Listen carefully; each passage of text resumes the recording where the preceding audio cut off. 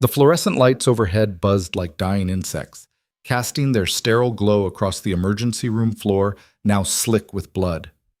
Officer Derek Greer's forearm pressed harder into the nurse's windpipe, his other hand twisted in her scrubs, slamming her against the supply cart with enough force to send instruments clattering across tile. Her badge read M. Solas, R.N., a name he'd already forgotten, a face he'd never bothered to see. Around them, the ER had gone silent. Doctors froze mid-step. Patients stared. Security stood paralyzed in the doorway, hands hovering near radios they wouldn't dare use. 20 witnesses, not one moving. Because Derek Greer wore a badge, and badges meant immunity, and everyone in St. Elizabeth Memorial Hospital knew it. But Mara Solis wasn't struggling, wasn't gasping, wasn't begging. She just stared back at him with eyes so calm, they should have been a warning. The kind of calm that comes from places most people never see and pray they never will. Her lips barely moved. "You're making a mistake." Greer laughed, spraying spit across her face. "Yeah? What are you going to do about it, nurse?" Behind him, through the ER's shattered automatic doors, engines roared to life. Not sirens, not squad cars, something else entirely.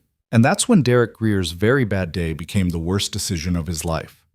Before we go any further, if you want to see how this story ends, how justice actually finds its teeth, stick with me all the way through. Drop a like, leave a comment telling me what city you're watching from so I can see just how far Mara's story travels.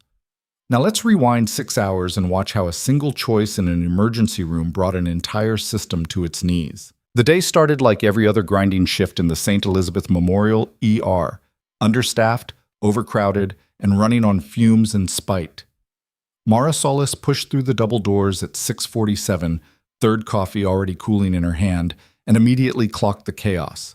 Bay 3 had a cardiac event. Bay 7 was a psych hold screaming about demons in the vending machine. Somewhere past the nurse's station, a child was crying in that particularly gut-wrenching way that meant real pain, not just fear. She tied her dark hair back without bothering with a mirror. 31 years old, average height, forgettable features except for the eyes, gray-blue and unsettlingly direct when they focused on you. Most people looked away first. She'd learned to soften her gaze in nursing school, to make herself smaller, less threatening. It worked most days. "Doctor." Raymond Vickers caught her at the station, already harried. "Mara, thank God. I need you on trauma." "Sarah's on trauma." Sarah called out, "Migraine." He didn't wait for her response, already turning toward Bay 3 where someone's grandfather was trying to die before breakfast. "You're up." Mara dumped her coffee in the trash and grabbed a fresh pair of gloves. Typical. Sarah's migraines had a curious pattern of appearing every other Friday, but that wasn't Mara's problem. She had enough of her own. The trauma bay smelled like antiseptic and blood, a combination she'd long stopped noticing. A teenage girl lay on the gurney, face swollen from what looked like a bad car wreck, one arm clearly broken, the other clutching a stuffed rabbit missing an eye. Mara moved into position. "Hey, sweetheart, I'm Mara. I'm going to take care of you, okay?" The girl nodded, tears streaming. "It hurts." "I know. We're going to fix that." Mara's hands moved automatically, checking vitals, starting an IV line, her voice steady and low. "Tell me about your rabbit. What's his name?" "Mr. Pickles." Mr. Pickles is an excellent name. The needle slid home on the first try. "He's going to stay right here with you. Promise." By 8:15, the ER had reached that special level of pandemonium where everything was urgent and nothing could wait. Mara had rotated through 4 patients, a construction worker with a nail through his hand, an elderly woman with pneumonia, a college kid who'd tried to break up a fight and got a bottle to the skull, and now Mr. Pickles' owner, whose name was apparently Jade and whose parents still hadn't shown up. She was checking Jade's neuro-responses when the commotion started. Voices first, loud, aggressive. Then the distinctive static burst of a police radio. "I don't care what your protocol is. He's my caller. He goes first." Mara glanced up. Through the trauma bay window, she could see a uniformed officer, big guy, 6'2" maybe, buzz cut. The kind of cop who'd probably been a bully in high school and found a career that rewarded it. He had his hand on another man's shoulder, a guy in an orange jumpsuit with blood soaking through the fabric at his side. Gunshot wound, probably. The officer was Derek Greer, though Mara didn't know that yet. She just knew the type. Charge nurse Patricia Chen was trying to manage him. "Officer, we have a triage system." "Your triage system can wait. This prisoner gets treated now, or I'm calling my supervisor and you're explaining why you obstructed justice." Patricia looked exhausted. She was 56, had been nursing for 30 years, and Mara had watched her handle everything from gang shootings to influenza outbreaks without breaking stride. But something about Greer made her hesitate. "Let me check with the attending." Greer's voice dropped to something uglier. "You do that, and make it quick." Mara returned her attention to Jade, finishing the assessment. Compound fracture of the radius and ulna, possible concussion, definitely in shock but stable. She'd need surgery, but not immediately. The girl's eyes had started to drift. "Stay with me, Jade. You're doing great." Patricia appeared in the doorway, looking uncomfortable. "Mara, I need you to—" "Not yet." Mara didn't look up. She's still critical. The officer can demand all he wants. "I've got a 14-year-old in shock. 5 more minutes." Patricia hesitated, then nodded and disappeared. Mara could hear the argument resuming outside, Greer's voice climbing. Those 5 minutes stretched to 7, then 10. Jade stabilized enough to move upstairs, and Mara finally stepped out of trauma to find the ER had somehow gotten worse. Greer stood near the nurse's station. The prisoner slumped in a wheelchair beside him, and from the looks of it, the wound wasn't even that serious. Through and through, probably missed anything vital. Meanwhile, in Bay 9, an infant was struggling to breathe. The choice was obvious. Mara went to Bay 9. She was 3 steps in when Greer's voice cracked across the ER like a whip. "Hey, nurse, I'm talking to you." She turned, slow. "I'm with a patient." "You're with the patient I tell you to be with." He crossed the distance fast, getting into her space, using his size like a weapon. "My prisoner needs treatment. Now." Mara didn't step back. "Your prisoner has a non-critical GSW. That baby in Bay 9 has respiratory distress.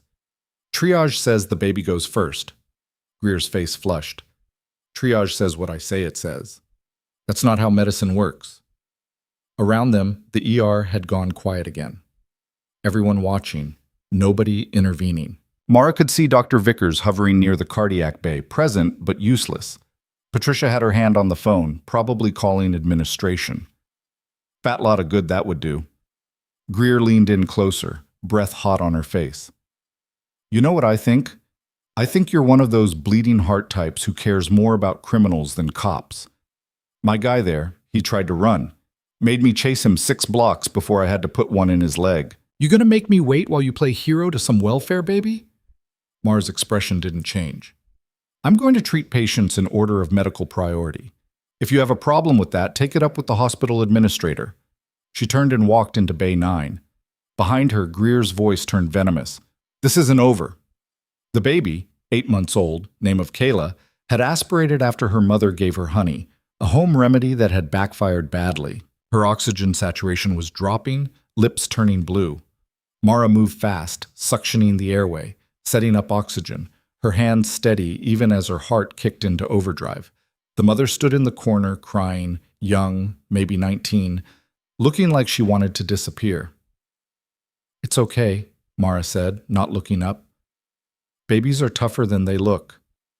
Kayla's ISAT started climbing, slowly, then faster.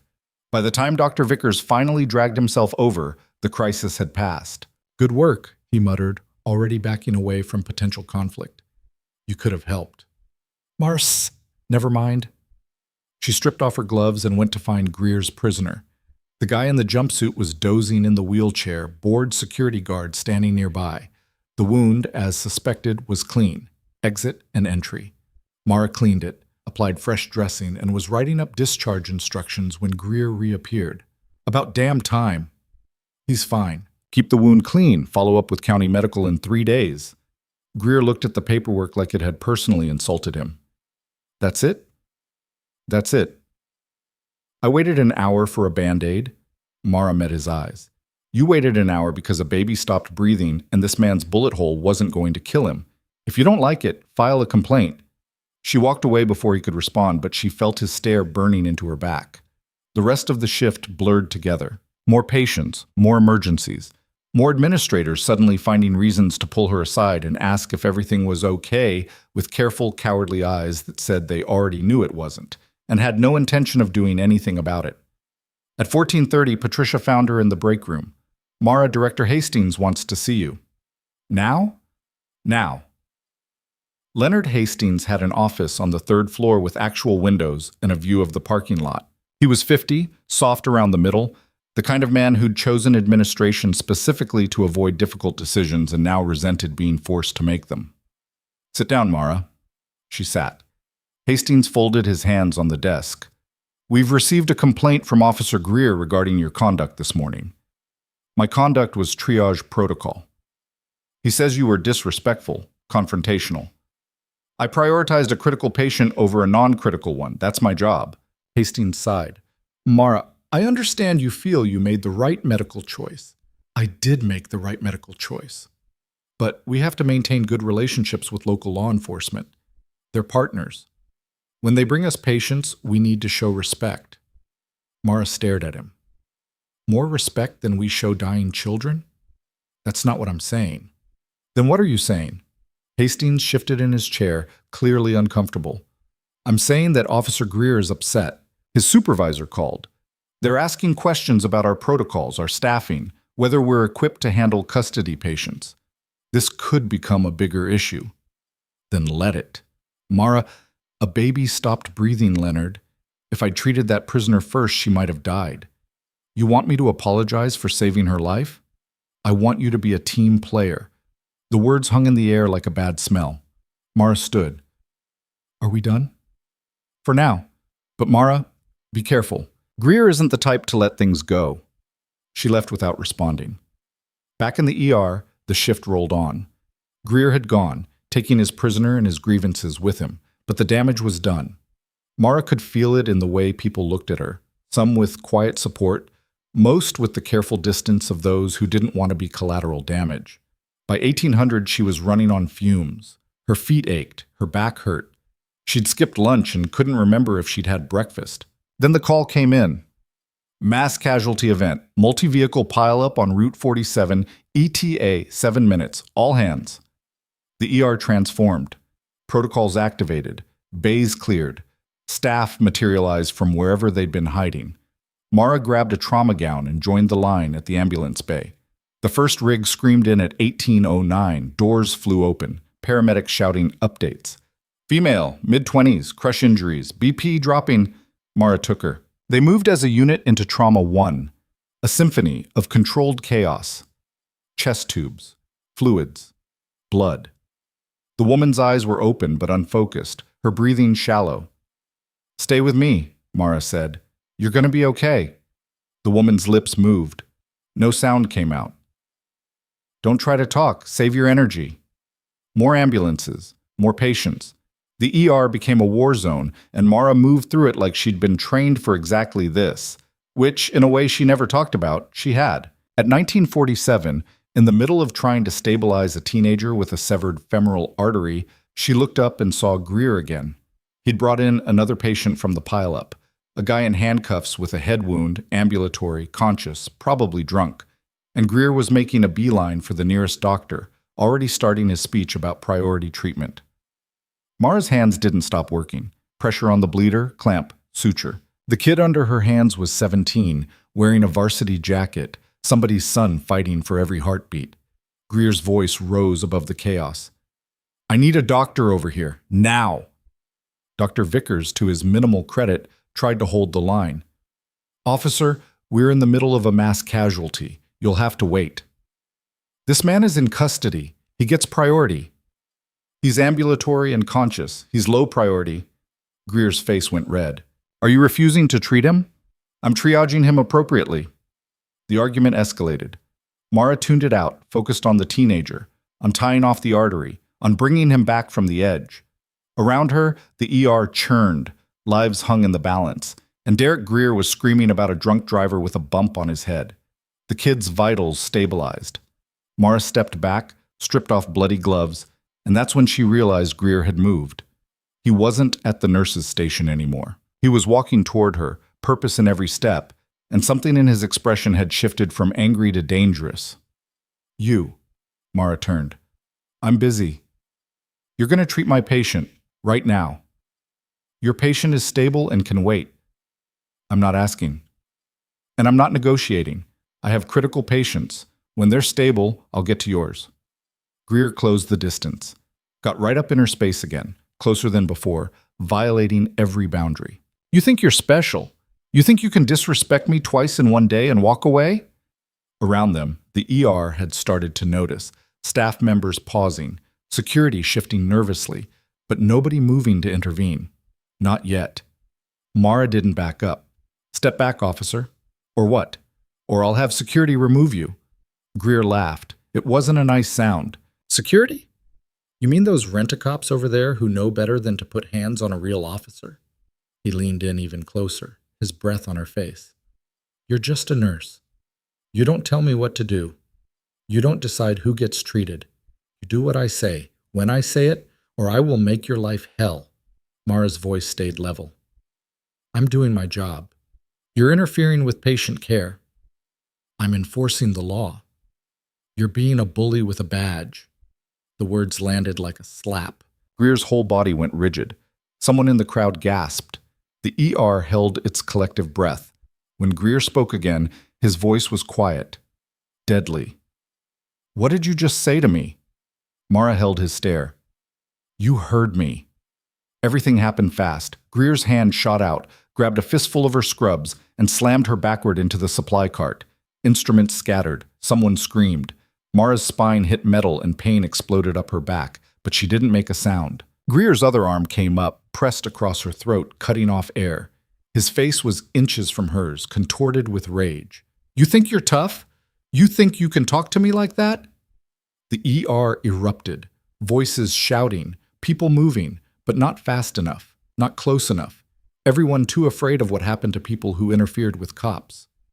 Mara's vision started to gray at the edges. Her hands came up, not to fight back. She knew better, but to brace against the cart, to keep from collapsing. Greer's arm pressed harder. "I could snap your neck right here," he hissed. "Who do you think they'd believe, you or me?" Mara's lips moved. Sound came out barely above a whisper.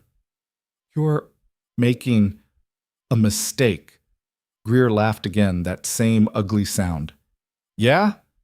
What are you going to do about it, nurse?" That's when the sound started. Low at first, distant, then louder. Engines. Multiple engines. Heavy vehicles moving fast.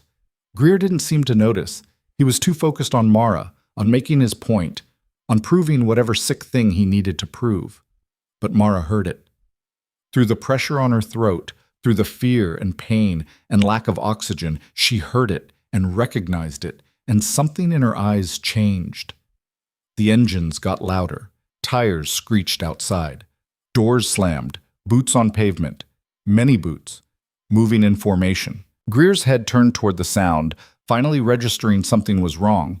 The ER's automatic doors exploded inward. Not opened. Not pushed. Exploded. Like someone had decided doors were optional. And through them poured something that didn't belong in a civilian hospital. Men in tactical gear. Not cops. Not SWAT. Something else. Dark fatigues, equipment that cost more than most people's cars, moving with the kind of precision that came from actual combat experience, not training exercises. 12 of them. Then 20, filling the ER, taking positions, securing angles, every movement economical and purposeful. Greer's arm loosened on Mara's throat, confusion replacing rage. The tactical team parted. A man walked through them. Older, maybe 60. Wearing a uniform that even Greer's limited brain recognized. Navy. The kind of dress blues that came with actual ribbons, actual medals, and enough brass on the shoulders to make a civilian nervous. 4 stars. A full Admiral. The ER had gone silent again, but this was different.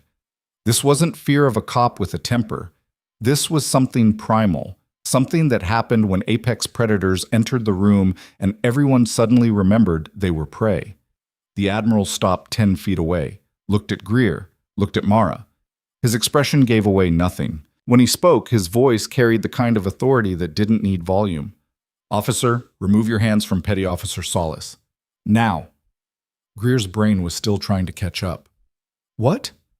I won't repeat myself. Greer's hands dropped. He stepped back, defensive now, trying to salvage something. Sir, I don't know what you've been told, but this woman, Petty Officer First Class Mara Solis, United States Navy, Naval Special Warfare Group, Combat Medical Specialist.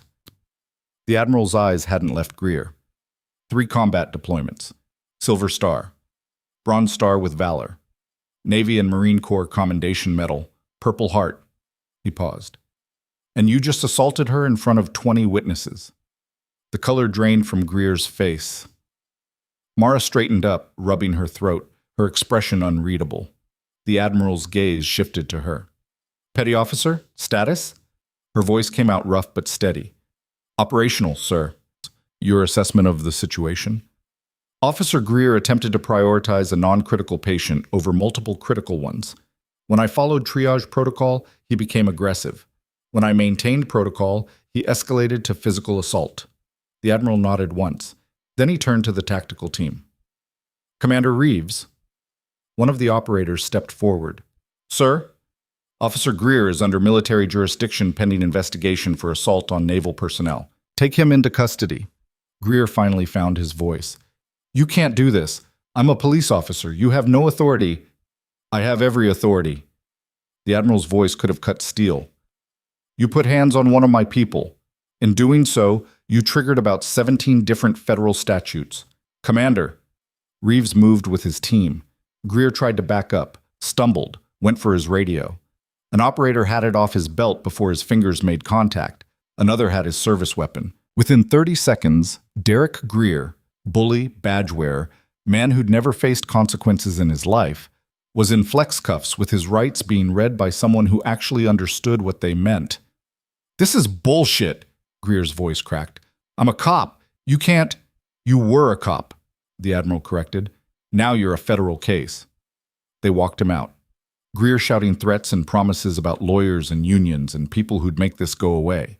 But his voice got smaller with every step, swallowed by distance and the sudden understanding that he'd fucked with the wrong person on the wrong day. The ER stayed frozen. 20 witnesses who'd been too scared to help now watching the aftermath like it was a movie they couldn't quite believe. The Admiral turned back to Mara. I'm going to need your statement, but first... He gestured at the chaos around them, the mass casualty event still in progress, patients still critical. Finish your shift, Petty Officer. We'll debrief when your work is done. Mara nodded. The Admiral and his team withdrew as precisely as they'd arrived, leaving only 2 operators at the door. Not to guard, just to observe, just to make sure everyone understood the landscape had changed. Mara took a breath, rolled her shoulders, picked up the stethoscope that had fallen during Greer's attack. Patricia approached carefully, like approaching a wild animal. Mara, I had no idea. No one did. Mara's voice was flat. And I'd prefer to keep it that way. But you're military? I was military. Now I'm a nurse. And I've got patients. She walked away, back to Trauma 2, where the teenager with the severed artery needed monitoring, back to work, back to the job she'd come here to do. Behind her, the ER slowly came back to life. Whispers spreading, questions multiplying. Everyone suddenly remembering every interaction they'd had with quiet, unremarkable Mara Solis, and wondering what else they'd missed. But Mara wasn't thinking about any of that. She was thinking about Greer's face when the Admiral said her rank, the confusion, the disbelief, the dawning horror of understanding he'd grabbed a decorated combat veteran by the throat and thought he'd get away with it. She was thinking about all the other nurses he'd probably bullied, all the other people he'd pushed around, all the times his badge had been shield enough. And she was thinking about what happened next. Because this wasn't over, not by a long shot. The Admiral showing up wasn't the end of the story. It was the beginning. And somewhere in the back of her mind, in the part that had survived firefights and IEDs and nights in places whose names were still classified, Mara knew exactly how this was going to play out. Derek Greer had no idea what he'd started, but he was about to find out. Outside, through the ER windows, more vehicles were arriving.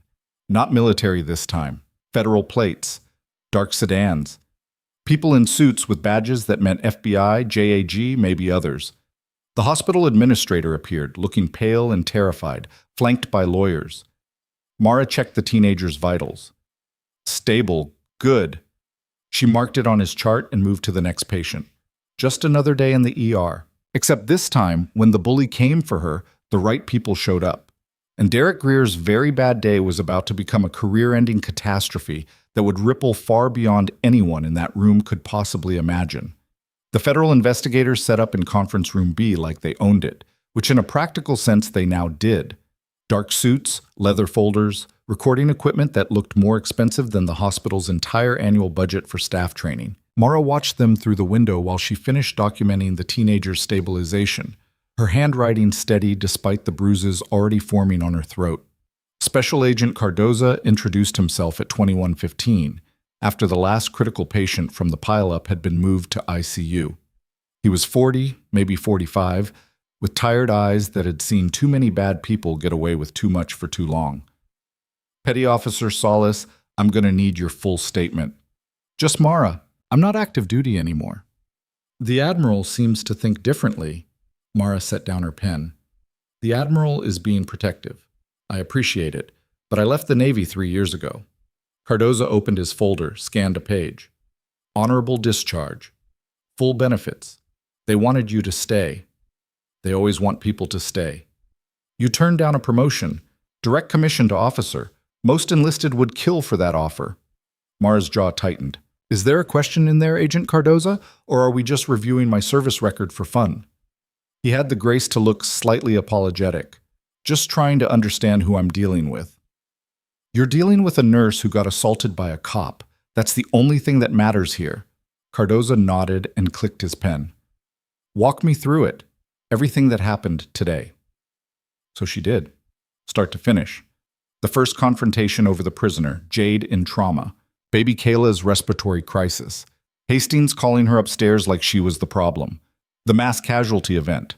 Greer coming back. Angrier. More aggressive. The supply cart. His arm on her throat. The threats. Cardoza took notes, occasionally asking for clarification. Another agent filmed everything. Through it all, Mara kept her voice level, clinical, like she was describing someone else's trauma. And you didn't fight back? Cardoza asked. No. Why not? Mara met his eyes. Because I know what happens to people who fight cops. Even when they're right. Especially when they're right. Cardoza was quiet for a moment. Then, for the record, given your training, you could have stopped him. Given my training, I could have done a lot of things. I chose to wait for the right outcome instead of the satisfying one. That's remarkably restrained. That's survival. The interview stretched past midnight. Other agents came and went, asking variations of the same questions, probing for inconsistencies they wouldn't find. Mara had learned a long time ago that the truth was easier to remember than lies. Finally, Cardoza closed his folder. We're going to need you available for follow-up. Don't leave the state. I have shifts. Work your shifts. Just stay local. Mara stood, her back screaming from where it had hit the cart. What happens to Greer? Right now, he's in federal custody. Military police have him at the Naval Station Brig pending arraignment. He'll be charged with assault on federal personnel, deprivation of rights under color of law, and probably half a dozen other things once we finish digging. You think he's done this before? It wasn't a question. Cardoza heard it correctly. I know he has, we just need to prove it. Mara walked out of Conference Room B at 0:47 to find the ER transformed. News vans lined the street outside. Hospital security had locked down the entrances, and in the break room, clustered around someone's phone, a group of nurses fell silent when she entered. Patricia stood near the coffee maker, looking uncomfortable. Mara, Don't. I should have done something. When he grabbed you, you would have gotten hurt, or fired, or both. Mara grabbed her jacket from her locker. It's fine. It's not fine. None of this is fine. Mara turned, met her eyes. Patricia, you've worked here 28 years. In that time, how many complaints have been filed against police officers who behaved badly in this ER? Patricia hesitated. I don't know. Maybe a dozen? And how many resulted in consequences? The silence answered, "That's what I thought." Mara pulled on her jacket. "So no, you couldn't have done anything. The system was always going to protect him until someone he couldn't intimidate made him stop." She left before Patricia could respond, taking the staff exit to avoid the reporters clustered at the main entrance. Her car was where she'd left it that morning, covered in a fine layer of industrial grime from the city air. She sat in the driver's seat for a long moment, hands on the wheel, not starting the engine. Her phone buzzed. Unknown number. She almost didn't answer. Then muscle memory took over. "Solace." "Petty officer. It's Admiral Kincaid." Mara straightened despite herself. "Sir?" "I wanted to check in, make sure you're all right." "I'm fine, sir." "That's what you said in the ER." "It wasn't true then either." His voice softened slightly. "Mara, I know you left the service to get away from this kind of thing. I'm sorry it found you anyway." Mara stared at the dashboard. "How did you know? That he grabbed me?" "Commander Reeves has a nephew who works hospital security. Saw the whole thing developing, called it up the chain. We were already mobilizing when Greer put hands on you. So it was luck. It was good people paying attention. That's not luck. That's what's supposed to happen." Kincaid paused. "The JAG office will be in touch. They'll want your testimony for the court-martial." "He's military now?" "He assaulted naval personnel. That makes it our jurisdiction. And trust me, we take care of our own." After the call ended, Mara finally started the car. The drive home took 20 minutes through empty streets, past closed storefronts and flickering streetlights. Her apartment was on the third floor of a converted warehouse. Bare walls, minimal furniture, nothing personal except a single photo on the bookshelf. Her unit in full combat gear, somewhere in the desert, all of them younger and none of them smiling. She looked at it for longer than usual before heading to bed. Sleep didn't come easy. Her throat ached, her back throbbed, and every time she closed her eyes, she saw Greer's face, heard his voice. "You're just a nurse." Morning arrived gray and cold. Mara's phone had 43 missed calls and twice as many messages. She ignored all of them, went for a run, came back sore and breathing hard and slightly more human. The first call she returned was to St. Elizabeth Memorial's HR department. "Ms. Solace, we've been trying to reach you." The voice belonged to someone named Bridget, young and nervous. "Director Hastings wants to meet with you this afternoon." "About what?" "He didn't say. Just asked me to schedule you." "Tell him I'll be there at 3. She showed up at 14:58, still in running clothes, deliberately unprofessional. Hastings kept her waiting until 15:23, a petty power play she'd expected. His office looked the same. He looked worse. Rumpled suit, coffee stains, the expression of a man who'd spent the night on the phone with people who could end his career. "Mara, thank you for coming." She sat without being asked. "Let's skip the pleasantries. What do you want?" Hastings flinched. "I wanted to apologize for yesterday. I should have supported you better." "You should have supported me at all." "I was trying to manage a difficult situation. You were trying to avoid conflict with a bully. There's a difference." Hastings' jaw tightened. "I'm trying to apologize here." "I don't want your apology, Leonard. I want to know if anything's going to change." "Change? Are we going to keep prioritizing cops' feelings over patient care? Keep letting uniforms dictate triage? Keep throwing nurses under the bus when they follow protocol?" Hastings leaned back in his chair. "That's not fair. Fair would have been you backing me up when Greer first started making demands. Fair would have been security removing him when he got aggressive. Fair would have been you showing up before federal agents had to." Mara stood. "But we don't work in a fair system, do we?" "Mara, sit down, please." She stayed standing. Hastings rubbed his face. "The board met this morning. There's going to be an investigation. Hospital protocols, security procedures, staff safety measures. They're taking this seriously. They're covering their asses." "That too," he admitted. "But Mara, you need to understand the position this puts us in. The publicity, the lawsuits, the scrutiny, every decision we make now is going to be examined." "Good. Maybe you'll start making better ones." "I need you to cooperate with the investigation, answer their questions, help us understand what went wrong." Mara laughed, short and bitter. "What went wrong is you built a culture where nurses are expected to absorb abuse rather than risk offending people with badges. That's what went wrong." The only difference yesterday is the abuse happened to someone who had backup. Hastings looked away. Will you at least talk to the investigative committee? I'll talk to whoever I need to talk to, but Leonard? She waited until he met her eyes. If this review doesn't result in real changes, actual policies with teeth, training, consequences, I'm gone. And I'll make sure everyone knows exactly why. She left him there, looking small behind his big desk. The ER was different when she returned for her next shift 2 days later. Quieter. Staff members watched her with a mixture of awe and wariness, like she'd transformed into something unfamiliar. Security had doubled. New signs posted about patient conduct and zero-tolerance policies that would probably mean nothing the first time a cop with an attitude showed up. Patricia pulled her aside near the nurses' station. How are you holding up? I'm fine. Mara, I said I'm fine. Then, softer. Sorry, I just want to work. I know, but people are going to have questions. Let them have questions. The shift started slow. A sprained ankle, stomach flu, an elderly man with chest pain that turned out to be heartburn.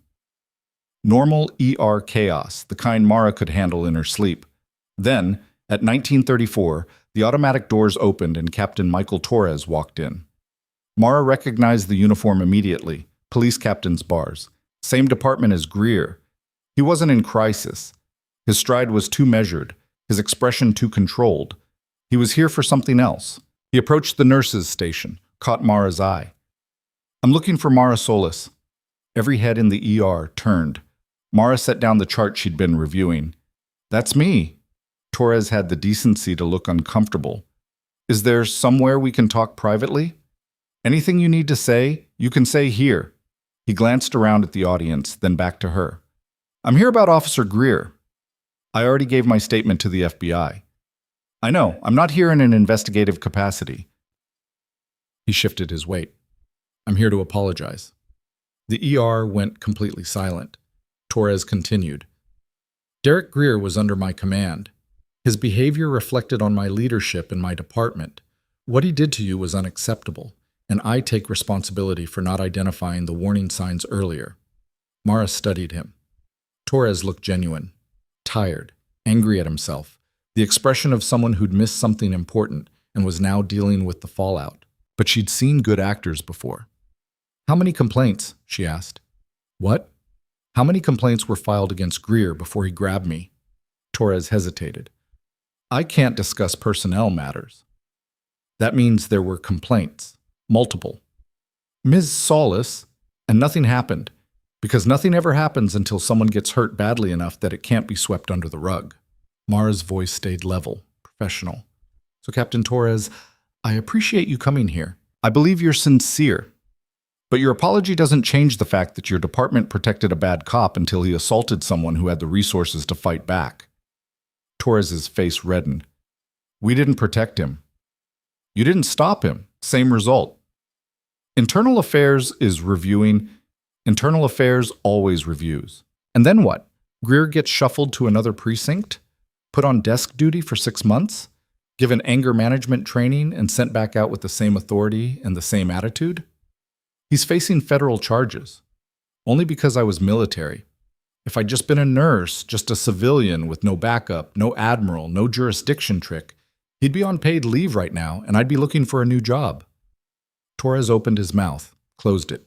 He knew she was right. Captain, I don't want your apology. I want you to fix your department, because Greer isn't the only problem, is he? The question hung in the air. Torres looked around the ER, at all the witnesses watching this conversation, and made a decision.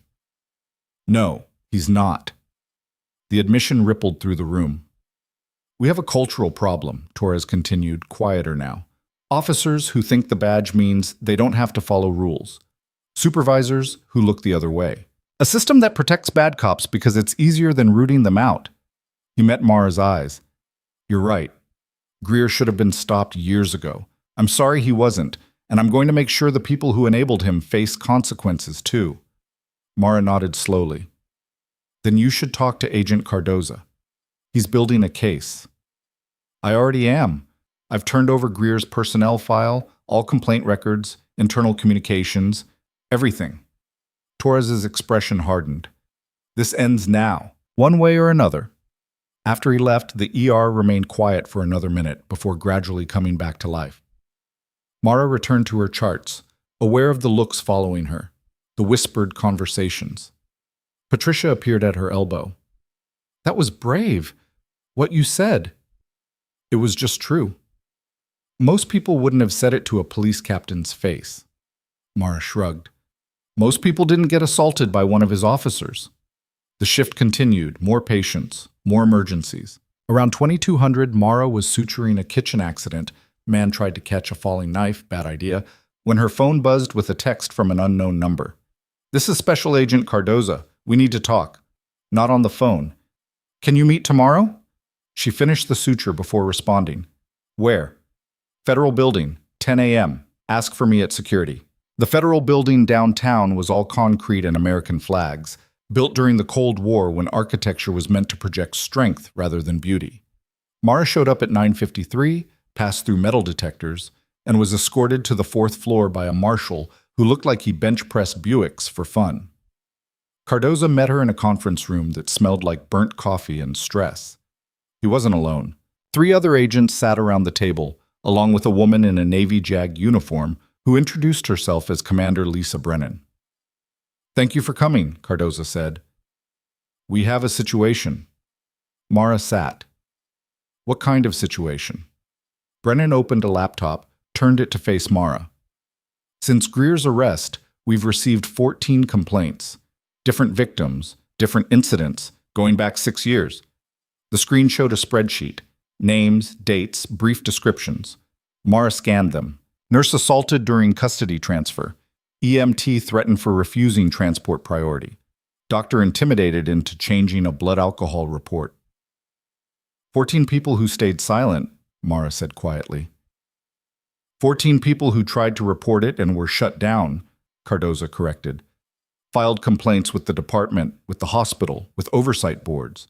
Nothing stuck. Until now. What changed? You. Brennan leaned forward. You had witnesses, video footage from the ER security cameras. And most importantly, you had jurisdiction leverage that forced the issue into federal court. These other victims are seeing that and finding their courage.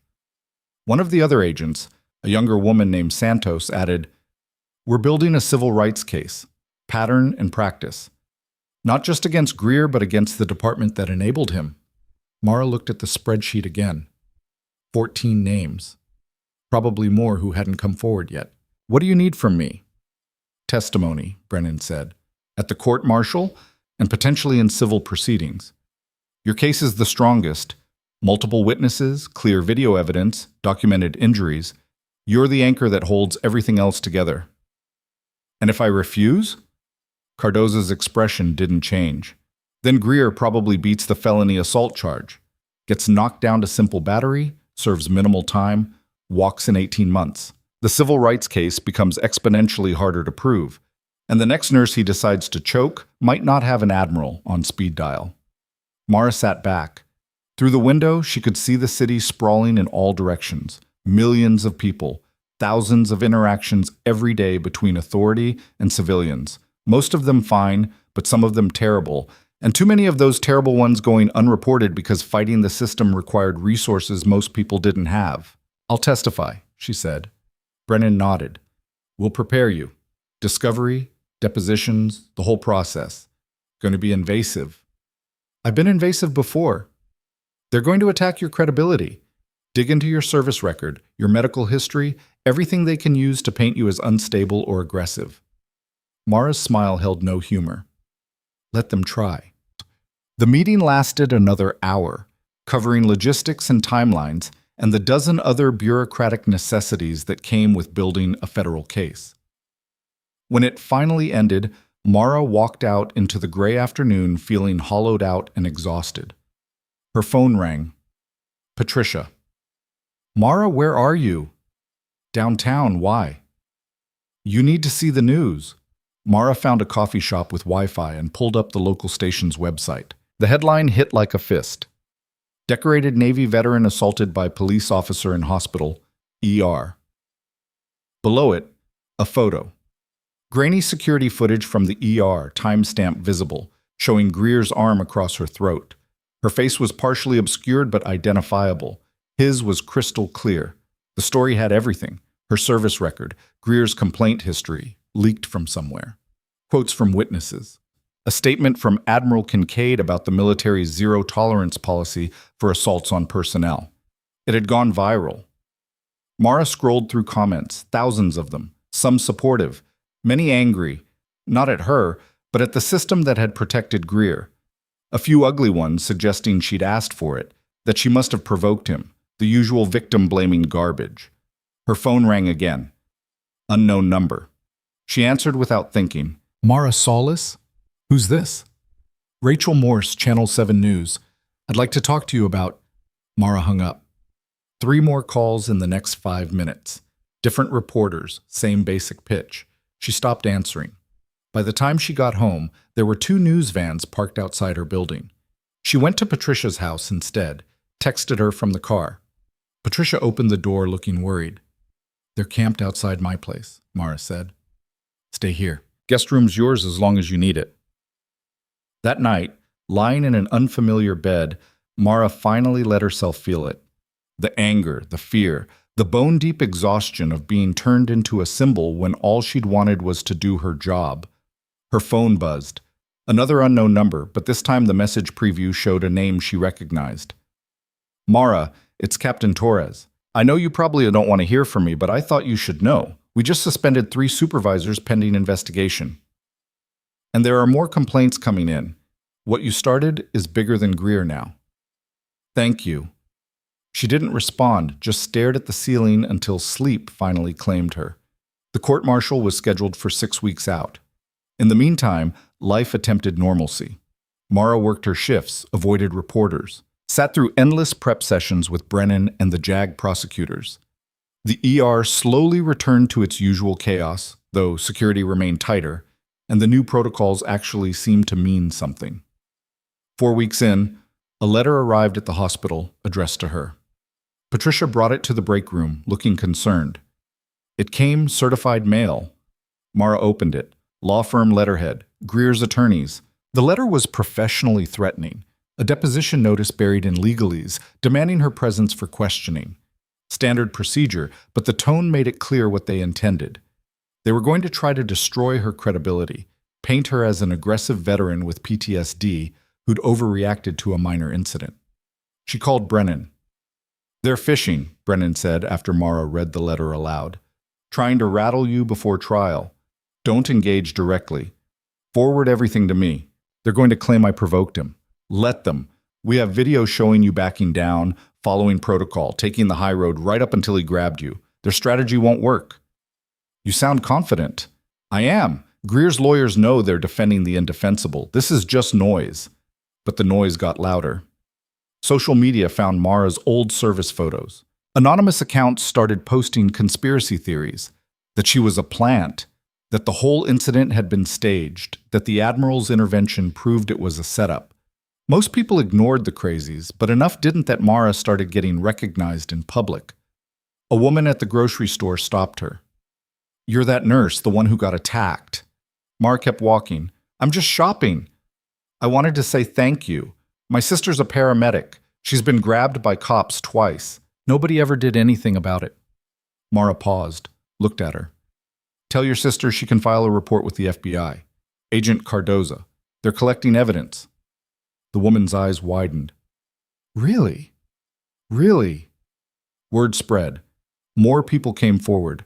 By the time the court-martial convened, the case had expanded to include 23 separate incidents and 7 additional officers under investigation.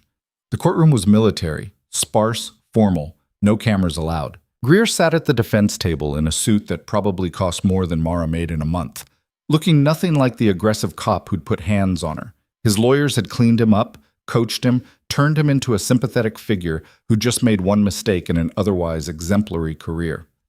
Mara wore her dress blues. Commander Brennan's idea. Remind them who you are, she'd said. Not the nurse they can dismiss. The decorated veteran they have to respect.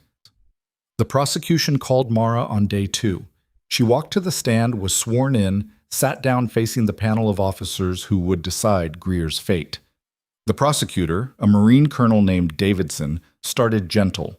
Background questions, her service record, her transition to civilian nursing.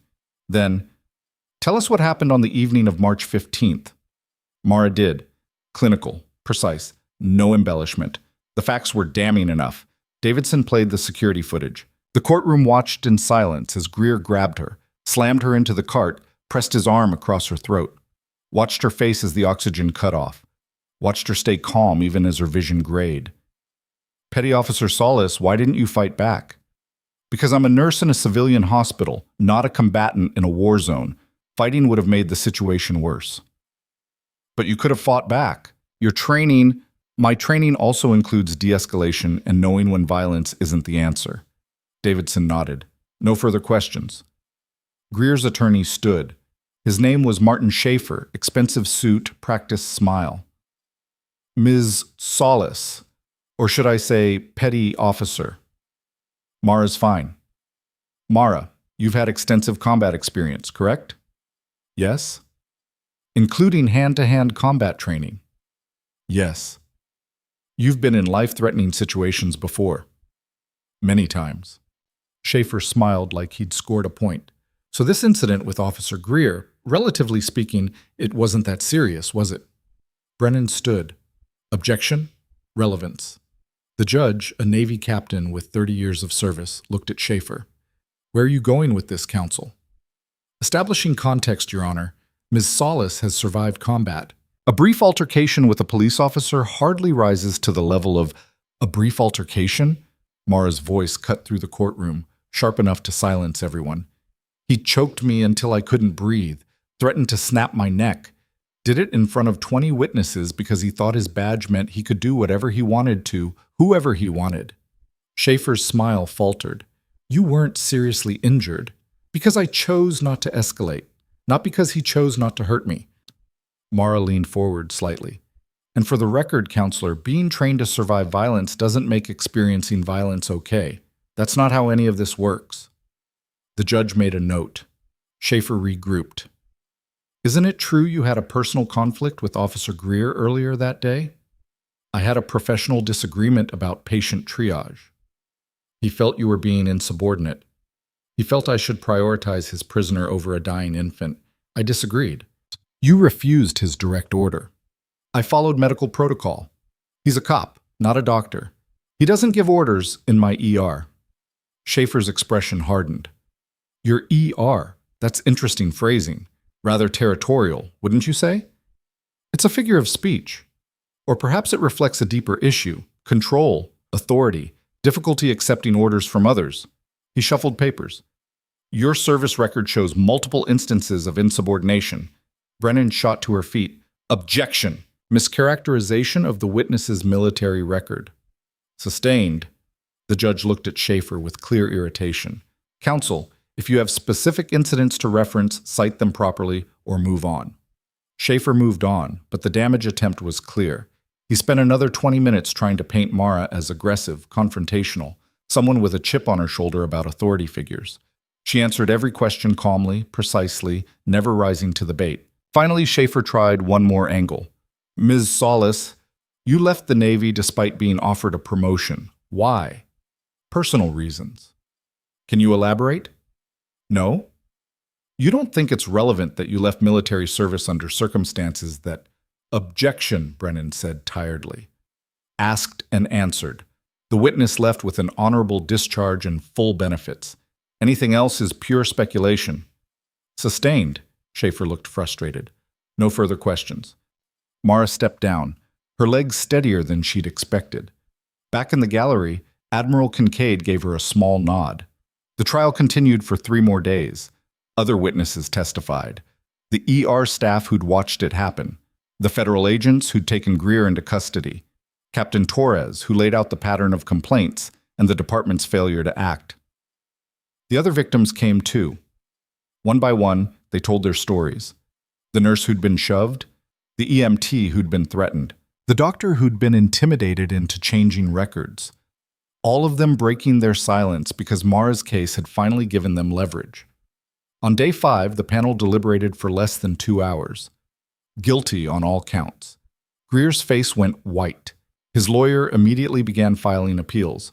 But it didn't matter. The verdict was in, and the message was clear. Sentencing came 2 weeks later. Dishonorable discharge. 3 years in military prison. Permanent loss of law enforcement certification. Civil penalties pending. Mara sat in the courtroom and felt nothing. No satisfaction. No relief. Just the hollow recognition that justice had arrived too late for too many people. Outside, reporters swarmed. Mara pushed through them without comment, Brennan running interference. How do you feel about the verdict? No comment. What message do you have for other victims? No comment. Are you planning to sue the police department? Brennan stepped in front of that camera. My client has no further statements at this time. They made it to Brennan's car, drove away from the courthouse, leaving the media circus behind. You did good in there, Brennan said. I just told the truth. That's harder than you think, especially under that kind of attack. Mara stared out the window at the city passing by. What happens now? Civil proceedings? The victims are filing a class action lawsuit against the department. You'll probably be asked to testify again. And if I say no, then you say no. You've done enough, Mara. More than enough. But when the lawsuit was filed 3 months later, Mara's name was on the witness list, because some fights didn't end with a verdict. Some fights kept going until the whole rotten system got torn down and rebuilt. She went back to work at St. Elizabeth Memorial. The ER felt different now. New protocols, actual accountability, security that responded when staff felt threatened. Small changes, but real ones. Patricia retired. Her replacement was younger, sharper, the kind of person who didn't bow to pressure from badges or bureaucrats. Mara trained her, passed on everything she'd learned about standing your ground and choosing your battles and knowing which rules were worth breaking. 6 months after the court-martial, Agent Cardoza called.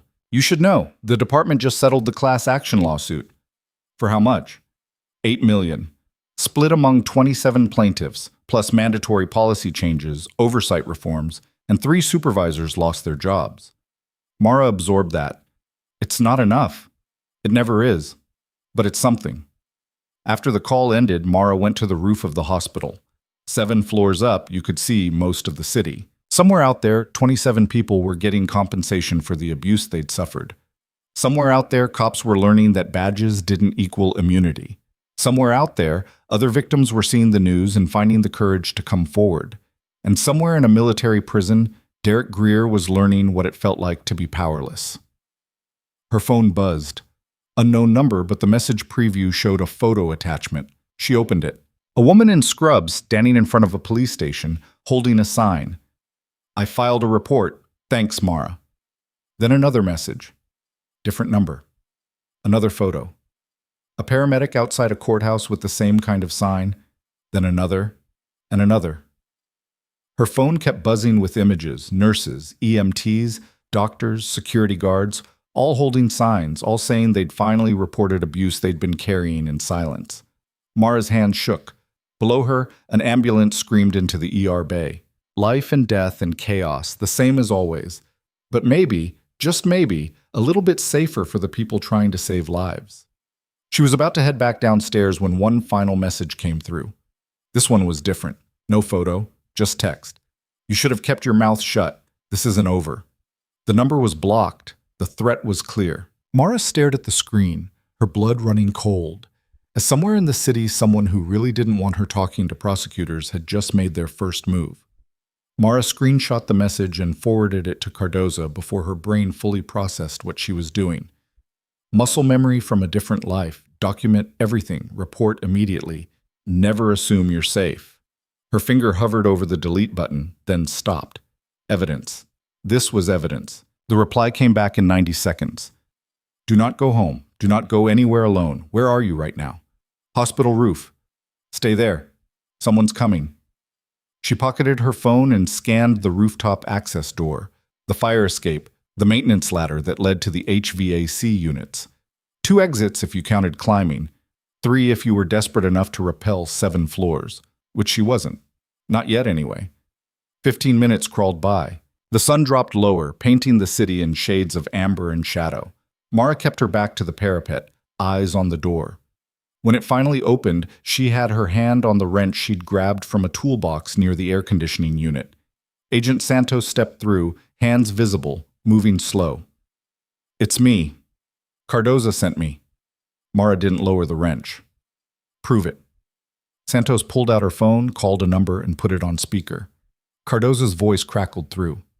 "Mara, it's Santos. She's clear." Only then did Mara set down the improvised weapon. "Someone knows I'm testifying. We're working on tracing the number, probably a burner." Santos moved to the edge, scanning the street below. "How many people know where you're staying?" "Patricia, Commander Brennan, you guys." "Patricia, the nurse who retired?" "Yeah." "Anyone else? Family, friends, boyfriend?" Mara's laugh came out harsh. "I don't exactly have a social calendar." Santos pulled out a tablet, started typing. "We're going to move you. Safe house protocol until we figure out who sent that message." "I have a shift tomorrow." "Not anymore." "I'm not hiding." Santos looked up, expression flat. "With respect, ma'am, you don't get a vote. That message is a credible threat. We take those seriously, especially when they're aimed at our star witness right before depositions start." Mara wanted to argue, but Santos was already on her phone coordinating logistics. Within the hour, Mara was in an unmarked sedan heading across the city to a location she wasn't told in advance. The safe house turned out to be a second-floor apartment in a converted industrial building, the kind of neighborhood where people minded their business because asking questions attracted the wrong attention. 2 marshals were already there, a woman named Reeves and a man called Kowalski, both looking like they'd been carved from granite and trained to spot trouble from 3 blocks away. "You'll stay here until the threat's assessed," Reeves said. "We've got eyes on all entry points, rotating shifts, secure communication only." Mara dropped her bag on the couch. "How long?" "However long it takes." "Yes." That turned into 3 days of pacing an apartment that smelled like old carpet and air freshener, eating takeout that tasted like cardboard, and watching news coverage of her own case like she was a spectator instead of the center of it. Cardoza visited on day 2 with updates that weren't really updates. The number traced back to a convenience store in South Mitchell. Burner phone purchased with cash, activated 2 hours before the message was sent. Security footage? Store cameras were conveniently broken. We're canvassing nearby businesses, but whoever did this knew what they were doing. Mara sat on the edge of the couch. "This is connected to the civil case." "Probably. We've got 27 plaintiffs and a lot of people with reasons to want them silenced." Cardoza pulled out his tablet, showed her a document. "But it gets more interesting. Remember Captain Torres? The one who apologized. He's been feeding us information. Turns out the corruption goes deeper than Greer. There's a whole network, cops covering for cops, supervisors burying complaints, union reps threatening victims. Torres has names, dates, recordings. Why is he helping? Because his daughter's a paramedic. She was grabbed by one of Greer's buddies 2 years ago, filed a complaint that went nowhere." Cardoza's expression hardened. "He didn't know until after your case went public. She'd never told him." Mara processed that. "So now he's burning down his own department. He's trying to save what's left of it. But yeah, there's going to be fallout." Cardoza closed the tablet. "Which brings us to the problem. The deeper we dig, the more people have incentive to make you go away." "I'm not backing down." "I know, but I need you to understand what you're up against. This isn't just about Greer anymore. There are careers on the line, pensions, reputations, people who've spent decades building power structures that your testimony is going to demolish." "Good." Cardoza almost smiled. "You're either very brave or very stubborn. Can't it be both?" On day 4, Brennan showed up with a stack of legal documents and an expression that said the news wasn't good. "Greer's appealing the verdict. His lawyers filed this morning." Mara scanned the first page. "On what grounds?" "Improper jurisdiction, prejudicial testimony, excessive sentencing. The usual appeals playbook. It won't work, but it'll drag things out." "How long?" "Months, maybe longer." Brennan sat across from her. "But that's not the real problem. The civil case depositions start next week. Defense attorneys are going to come after you hard. They'll try to break your credibility, find inconsistencies, make you lose your temper." "I won't." "They're going to bring up your military service, the deployments, the combat. They'll try to paint you as someone with PTSD who overreacted. I was evaluated when I left the Navy. Clean bill of health. Doesn't matter. They'll spin it. And Mara, Brennan hesitated. They're going to ask about why you left. The real reason. Mara's jaw tightened. That's sealed. Records can be unsealed. If they push hard enough, if they convince a judge it's relevant, it's not relevant. I know, but they'll try anyway. Brennan leaned forward. I need to know what they might find. No surprises in the deposition room. Mara stood, walked to the window. Outside, the city moved on without her. People going to work, living their lives, unaware that 7 floors above a hospital ER, someone had decided she needed to disappear. I left because I was done watching people die, she said quietly. 3 tours. 18 months total in places that don't exist on maps. I pulled shrapnel out of kids, held Marines while they bled out, zipped body bags when we lost. She turned back to Brennan. The Navy wanted me to commission to keep doing it. I wanted to save lives without having to kill people first. Brennan's expression softened. That's not something to hide. Tell that to a defense attorney looking for weakness. It's not weakness, Mara. It's humanity. Before Mara could respond, her phone buzzed. Not the burner the marshals had given her, her actual phone, which she'd been told to keep off. But she'd turned it on once that morning, just to check if Patricia had tried to reach her. The message wasn't from Patricia. You think federal protection will save you? Ask Torres what happened to his car. Mara's blood went cold. She showed the screen to Brennan, who immediately got on her phone. Cardoza, we've got another one, and they're escalating. 30 minutes later, Cardoza arrived with Santos and a folder full of photos. Torres's car parked in his driveway, all 4 tires slashed, and the word traitor spray-painted across the hood in red letters that looked like blood. When? Mara asked. Last night. Torres didn't report it, didn't want to spook the investigation. Cardoza spread the photos on the table. But someone leaked it to us. Probably whoever did it, making sure we knew. They're sending a message. They're trying to intimidate witnesses, you, Torres, the other plaintiffs. They want everyone scared enough to drop the case. Santos added, we've reached out to all 27 plaintiffs, offered protective measures. Most refused. They're scared, but they're more angry than scared. Mara studied the photos. The damage was personal, vindictive. You think it's someone in the department? We know it's someone with access to addresses and case information. That narrows the pool. Cardoza gathered the photos back up. But until we identify who, everyone connected to this case is at risk. The deposition started the following Tuesday in a conference room that smelled like leather and old grudges. Defense attorneys lined one side of the table, 4 of them, expensive suits, practiced smiles that didn't reach their eyes. Mara sat across from them with Brennan at her side and a court reporter in the corner documenting every word. Lead counsel was a man named Richard Vance, 60-something, silver hair, the kind of lawyer who'd built a career defending institutions rather than individuals. He smiled at Mara like they were old friends. Good morning, Mrs. Solis. Thank you for being here. I was subpoenaed. I didn't have a choice. The smile tightened. Let's start with your military service. You were deployed 3 times, correct? Yes. To combat zones? Yes. And during those deployments, you witnessed traumatic events, Brennan cut in. Objection. Relevance. Vance didn't look away from Mara. I'm establishing the witness's mental state and history of exposure to high-stress situations. My mental state was evaluated by Navy psychologists. I was cleared for discharge in civilian life. But you experienced trauma. I experienced combat. There's a difference. Vance made a note. Were you ever diagnosed with post-traumatic stress disorder? No. Ever experienced flashbacks, nightmares, hypervigilance? I experience what every combat veteran experiences, which is none of your business unless you're trying to suggest that being in the military somehow makes me less credible. I'm trying to understand whether your military training might have affected how you perceived Officer Greer's actions. Mara leaned forward. My military training taught me to assess threats accurately. Greer was a threat. I assessed him correctly. Vance's expression didn't change. You've been trained in hand-to-hand combat. Yes. Including techniques to disarm and incapacitate attackers. Yes. So when Officer Greer grabbed you, you could have stopped him. I could have. I chose not to. Why? Because I'm a nurse in a civilian hospital, not a soldier in a war zone, and because fighting back would have given him exactly the excuse he wanted to claim I was the aggressor. Vance shuffled papers. Let's talk about the incident itself. You testified that Officer Greer grabbed you and pressed his arm against your throat. That's correct.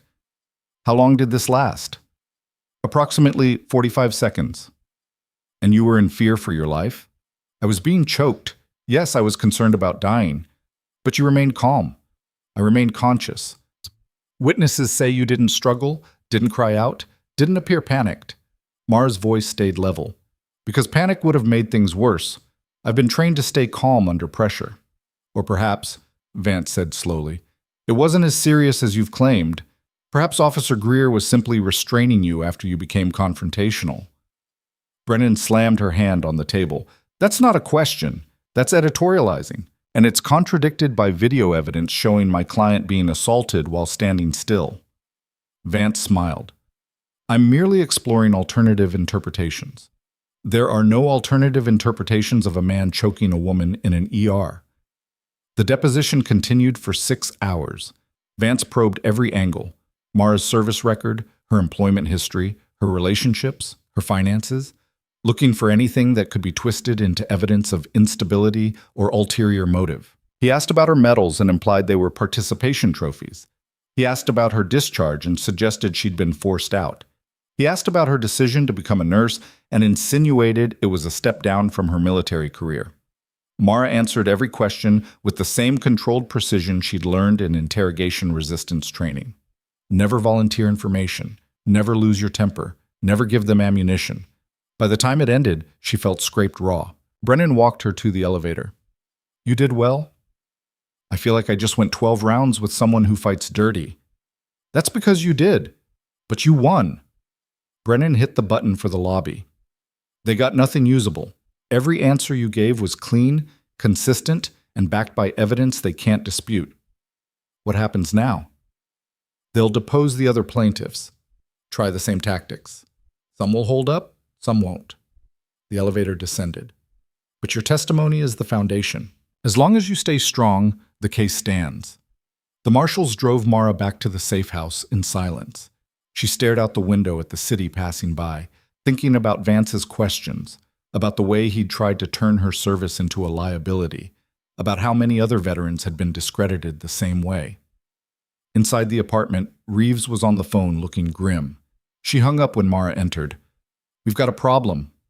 Mara's stomach dropped. What kind? One of the plaintiffs, Rebecca Hart, the EMT, she withdrew from the case this afternoon, said she couldn't handle the pressure. They got to her. Looks like it. Her lawyer said she received threats. Nothing we can trace, but enough to scare her. Kowalski added from the kitchen, and she's not the only one. 2 others are wavering. Defense is playing hardball, digging into personal lives, threatening to expose old arrests, unpaid debts, anything they can leverage. Mara sat down hard. This is exactly what they want. Divide us. Make people too scared to testify. It's working. Reeves' expression was sympathetic but realistic. Most of these people aren't soldiers, Mara. They're nurses and EMTs and doctors who just wanted to do their jobs. Asking them to stand up in court and relive trauma while lawyers rip them apart, that's a lot. So what do? We protect the ones who are willing to stay. We build the case around the strongest testimonies. And we hope it's enough. That night, Mara couldn't sleep. She lay on the safe house couch listening to Kowalski's quiet footsteps on patrol, thinking about Rebecca Hart and the 2 others who were considering dropping out. Thinking about how easy it was for the system to protect itself, how expensive it was to fight back, how many people gave up because the cost was too high. Her phone buzzed. The burner this time. Cardoza. Need you to see something. Tomorrow, 10 a.m., Federal Building. She arrived to find Cardoza waiting with Captain Torres and a man she didn't recognize, younger, 30 maybe, wearing a police uniform with sergeant stripes. Mara, this is Sergeant James Holloway, Cardoza said. He has something you need to hear. Holloway looked nervous, kept glancing at Torres like he needed permission to speak. Finally, he said, I was Greer's partner, 3 years. Mara went very still. I watched him do the things he did, Holloway continued. The threats, the intimidation, the times he crossed the line, and I didn't say anything. I was a rookie. He was senior. And I thought, he stopped, swallowed. I thought keeping quiet was how you survived. What changed? Mara asked. You did. Watching Greer get arrested, seeing the trial, reading about all the other victims, I realized I was part of the problem. Holloway pulled out a flash drive. I kept records, emails, incident reports, audio from our patrol car. I documented everything because some part of me knew it was wrong, but I was too afraid to do anything about it. Cardoza took the drive. This corroborates everything Torres gave us and adds a direct witness to Greer's pattern of behavior. Why are you showing me? Mara asked. Because Holloway's testifying in the civil case, Torres said, against the department, against his own union, and he's going to need protection just like you. Holloway met her eyes. I know I don't deserve forgiveness. I should have spoken up years ago, but if my testimony helps stop this from happening to someone else, it will, Mara interrupted. And for what it's worth, it takes courage to admit you were wrong. After they left, Cardoza played some of the audio from Holloway's recordings. Greer's voice, casual and cruel, describing how he'd intimidated a nurse into changing a report, laughing about a doctor who'd tried to file a complaint and got transferred instead, bragging about connections in the union who'd make problems disappear. Mara listened to it all with her hands clenched. This is everything we need, Cardoza said. With Holloway's testimony and these recordings, the civil case becomes airtight, and the defense will destroy him on the stand. Probably, but he's willing to take it. That afternoon, Mara met with the remaining plaintiffs in a conference room the FBI had secured. 24 people now, after the 3 dropouts. They looked scared, exhausted, like they'd been fighting too long and couldn't see the end. A woman named Julie Brenner, no relation to Commander Brennan, spoke first. They're threatening my nursing license, saying they'll find a way to revoke it if I testify. Another, Marcus Webb, added, someone left a dead rat on my doorstep with a note that said, snitches get stitches. Around the table, similar stories, threats, intimidation, pressure from all sides. Mara waited until they'd all spoken. Then she stood. I know you're scared. You should be. The people we're going up against have power, connections, and a lot to lose. They're going to use every dirty trick they have to make you go away. She paused, made eye contact with each person. But here's what they don't understand. We're not going away. Because this isn't just about us anymore. It's about every person who will come after us. Every nurse, every EMT, every doctor who'll have to deal with a cop like Greer. If we back down now, we're telling them it's okay. That they can keep doing what they've been doing. That badges mean immunity. Julie Brenner spoke quietly. What if we lose? Then we lose, but at least we'll have fought. Mara's voice hardened. I've been in firefights where the odds were worse. I've watched people die for reasons that made less sense. And I'll tell you what I learned. Sometimes the fight matters more than the outcome. Sometimes standing up is the point. Marcus Webb nodded slowly. Others followed. I'm in, Julie said. Me too, Marcus added. Around the table, one by one, they committed. Not because they weren't scared, because they were scared and choosing to fight anyway. After the meeting, Commander Brennan pulled Mara aside. That was a hell of a speech. It was the truth. Truth doesn't always win. No, but lies shouldn't win by default. The civil trial was scheduled to begin in 3 weeks. Discovery continued. Depositions multiplied. The defense threw every procedural roadblock they could find, trying to delay, trying to force a settlement, trying to make the plaintiffs give up from sheer exhaustion. But Mara had been exhausted before. She'd been scared before. She'd been outgunned and outnumbered and told she couldn't win. This was just another deployment. Different terrain, same principles. 2 weeks before trial, she got another message. Not a threat this time, just a photo. It showed her apartment building, her actual apartment, not the safe house. The angle suggested it was taken from across the street, looking up at her window. No words, just the image. The message was clear. We know where you live. We can reach you whenever we want. Mara forwarded it to Cardoza and went back to trial prep. The next day, someone sent the photo to the other plaintiffs. All 24 of them, different angles, different locations, but the same message. 4 more dropped out. Mara sat in the safe house that night, staring at the ceiling, doing math in her head. 20 plaintiffs left. Maybe. If none of the others lost their nerve. Her phone rang. Patricia. I saw the news. Are you okay? I'm fine. Oh, liar. You sound exhausted. I am exhausted, but I'm still standing. Patricia was quiet for a moment. You know you don't have to do this alone, right? There are people who want to help. I know. Then let them. After the call, Mara thought about that. About all the people who'd offered support. Brennan, Cardoza, Torres, Holloway, the plaintiffs who were still holding on despite everything. About the nurses who'd sent photos with signs. About the system that had failed all of them, but was finally, slowly, being forced to change. She wasn't alone. She'd never been alone. She'd just been too used to fighting solo to notice the backup. The day before the civil trial was set to begin, Cardoza called an emergency meeting. Mara arrived to find him with Santos, Brennan, Torres, and a woman she didn't recognize, FBI jacket, grim expression.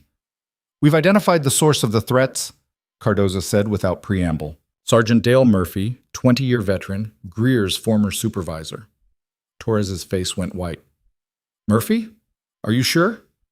Cell tower data puts him at 3 locations where surveillance photos were taken. We found the burner phone in his car, and Cardoza pulled up an audio file.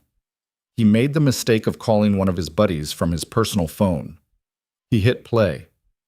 Murphy's voice crackled through the speaker. These people need to understand what happens when you cross the blue line. Make examples. Start with the nurse. She's the one holding this together. Another voice, unidentified. What do you want us to do? I don't care. Just make her disappear. Permanent or temporary, doesn't matter. Without her testimony, the whole case falls apart. The recording ended. The room was silent. Finally, Mara spoke. Where is he now? In custody, the FBI agent said. We picked him up an hour ago. He's being charged with witness intimidation, conspiracy, making terroristic threats. And the other voice on that call? Working on it. We'll find him. Torres looked sick. Murphy was my mentor. He taught me everything when I was a rookie. You thought he was a good cop, Cardoza finished. He probably was, once.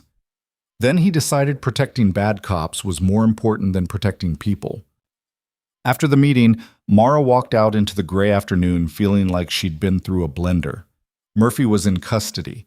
The immediate threat was neutralized, but the damage was done. 20 plaintiffs instead of 27, people scared enough to drop out, a system still fighting to protect itself. Brennan caught up with her on the street. Trial starts tomorrow. Are you ready? No? Good. Anyone who says they're ready for something like this is lying. Brennan handed her a folder. Final witness list, opening statement outline, exhibit schedule. Read it tonight. Try to sleep. And Mara, yeah? What you said to the plaintiffs about the fight mattering more than the outcome. You were right. Win or lose, you've already changed things. Mara went back to the safe house, read through the trial materials, and tried to eat the dinner Reeves had ordered. The food tasted like cardboard.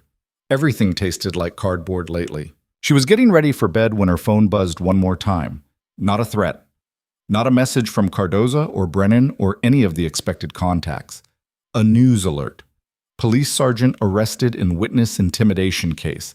Captain Torres calls for department-wide investigation. She clicked through to the article. Torres had gone public. Not just about Murphy, about everything.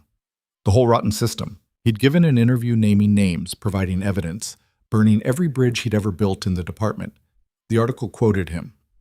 I spent 25 years in law enforcement. I believed in the job.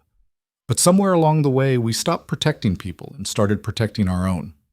That ends now. Whatever it costs me, that ends now. Mara read it twice, then set down her phone and stared at the wall.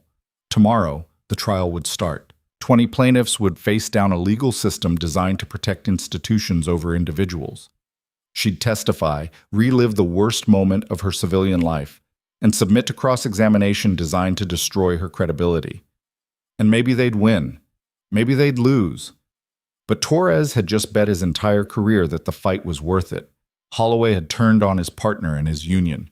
20 people she'd never met before this case had decided to keep fighting despite the threats. Somewhere in a military prison, Greer was learning that actions had consequences. And somewhere in the city, future victims were watching and learning that silence wasn't the only option. Mara lay down, closed her eyes, and for the first time in weeks, slept without nightmares. The alarm went off at 6 a.m. She dressed in the same clothes she'd worn to the court-martial, dark slacks, white shirt, no jewelry. Reeves drove her to the courthouse, Kowalski riding shotgun, both scanning for threats. The media presence was massive. News vans lined the street. Reporters shouted questions as Mara walked up the courthouse steps, flanked by marshals. Inside, the other plaintiffs were gathering. 20 people who'd decided that justice was worth the cost. Julie Brenner gave her a nervous smile. Marcus Webb nodded. Others just looked terrified. Commander Brennan appeared, briefcase in hand. They're trying to settle. Offered $5 million, no admission of wrongdoing. Everyone signs NDAs. What did we say? I told them to go to hell. But Mara, it's not my decision. It's yours. All of yours. She looked at the assembled plaintiffs. A settlement would be easier. No trial, no cross-examination, no public testimony. You'd get compensation, and this would be over. Julie spoke first. Julie D. What about the next person? The next nurse who gets grabbed? Without a verdict establishing wrongdoing, nothing changes systematically. Marcus added, then we go to trial. I didn't come this far to take a payoff and a gag order. Around the group, heads nodded. Not unanimous, but close enough. Mara looked at Brennan. We go to trial. They filed into the courtroom at 9 a.m., Judge Sarah Martinez presiding, 58, stern, no-nonsense reputation. The defense table was crowded with attorneys. The plaintiff's side felt smaller by comparison, but what they lacked in numbers they made up for in pure stubborn determination. Martinez called the court to order. We're here for Solace versus Hillside Metro Police Department and associated defendants. Opening statements. Brennan stood. Her statement was surgical. Facts, evidence, pattern, and practice. She walked the jury through Greer's assault on Mara, then connected it to the broader pattern. 27 victims initially. 20 still willing to testify. Years of complaints ignored. A system that protected abusers. Defense counsel, Vance again, countered with a narrative about brave officers making split-second decisions in high-stress environments, about a few bad apples not representing the whole department, about plaintiffs looking for payouts rather than justice. The jury looked skeptical. Good. First witness was Mara. She took the stand, was sworn in, and met Brennan's eyes across the courtroom. Ms. Solace, please tell the jury what happened on March 15th. Mara did. Clinical. Precise. No emotion, just facts, Greer's demands, her refusal, the mass casualty event, the second confrontation, his hands on her, the pressure on her throat, the threats. Brennan played the security footage. The courtroom watched in silence. What were you thinking when Officer Greer grabbed you? I was thinking about staying calm, about surviving, about making sure there were witnesses so if he killed me, someone would know what happened. Vance's cross-examination was brutal, but Mara had been through worse. He tried every angle from the deposition and found no new openings. Her story didn't change because it was true. After 2 hours, Martinez called a recess. Mara stepped down feeling wrung out but intact. Brennan gave her a small nod of approval. The trial continued through the afternoon. Julie Brenner testified about being shoved by an officer who didn't like her triaging his prisoner. Marcus Webb described being threatened during a transport. One by one, the plaintiffs told their stories. By day's end, the pattern was undeniable. But as Mara left the courthouse, flanked by marshals, she saw the protesters. 20, maybe 30 people holding signs supporting the police. Blue Lives Matter. Cops protect us. Don't let criminals win. One of them recognized her. Traitor, you're destroying good cops. Reeves moved to intercept, but Mara kept walking. Engaging wouldn't help. Back at the safe house, she collapsed on the couch and closed her eyes. Her phone buzzed. Unknown number. She almost didn't open it, almost deleted it without looking, but something made her click. The message was an image, a photo of Captain Torres walking to his car. The angle suggested a scope, a rifle scope. Below the image, 2 words. He's next. Mara's finger hovered over Cardoza's contact for 3 seconds before she hit call. He answered on the first ring. Torres is being targeted. Rifle scope photo. Just got it. Forward it now. Don't move from that location. She sent the image while Reeves was already on her radio coordinating with whoever handled threats against police captains who'd turned on their own department. Within minutes, the safe house transformed into a command center. Laptops open, agents arriving, tactical frequencies crackling through speakers. Cardoza showed up 22 minutes later with Santos and a man in an FBI windbreaker who introduced himself as Special Agent Monroe from the Counterterrorism Division. Captain Torres is secure, Monroe said without preamble. We pulled him off the street 15 minutes ago. He's in protective custody. Same person who sent the other threats? Mara asked. We're analyzing the metadata now, but the MO matches. Burner phone, image taken from distance, calculated to maximize fear. Monroe pulled out a tablet, showed her an enhanced version of the photo. This was taken from approximately 400 meters. Whoever sent this has tactical training and access to equipment. Cardoza added, Murphy's still in custody, so unless he's coordinating from jail, he is. Santos held up her phone. Just got word from the detention center. Murphy made 3 calls yesterday using another inmate's commissary account. All to numbers we're tracing now. Mara sat down, the pieces clicking together in her head. How many people are involved in this? More than we thought. Cardoza's expression was grim. Murphy wasn't acting alone. There's a network. Current and former cops, union officials, maybe private security contractors. They've been running interference for bad officers for years. And now they're scared because the trial is exposing everything. Scared people make mistakes. We're counting on that. The trial resumed the next morning under heavy security. Metal detectors at every entrance. Plainclothes marshals scattered through the gallery. Armed officers on the roof across the street, watching for exactly the kind of threat Torres had received. Mara walked through it all feeling like she was back in a combat zone, hyper-aware of sightlines and exit routes, and the weight of the Kevlar vest Reeves had insisted she wear under her shirt. Judge Martinez noticed the increased security, but said nothing, just called the court to order and nodded for the next witness. Sergeant James Holloway took the stand looking like he'd aged 5 years in the past month.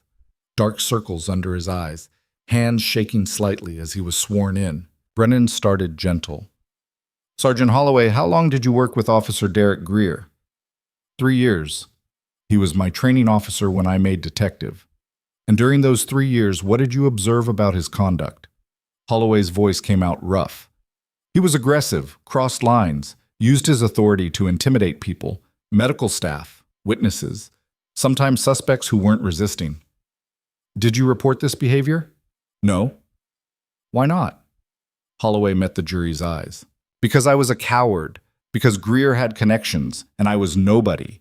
Because I watched other officers who complained get transferred to night shift in bad districts or suddenly fail their evaluations. He paused.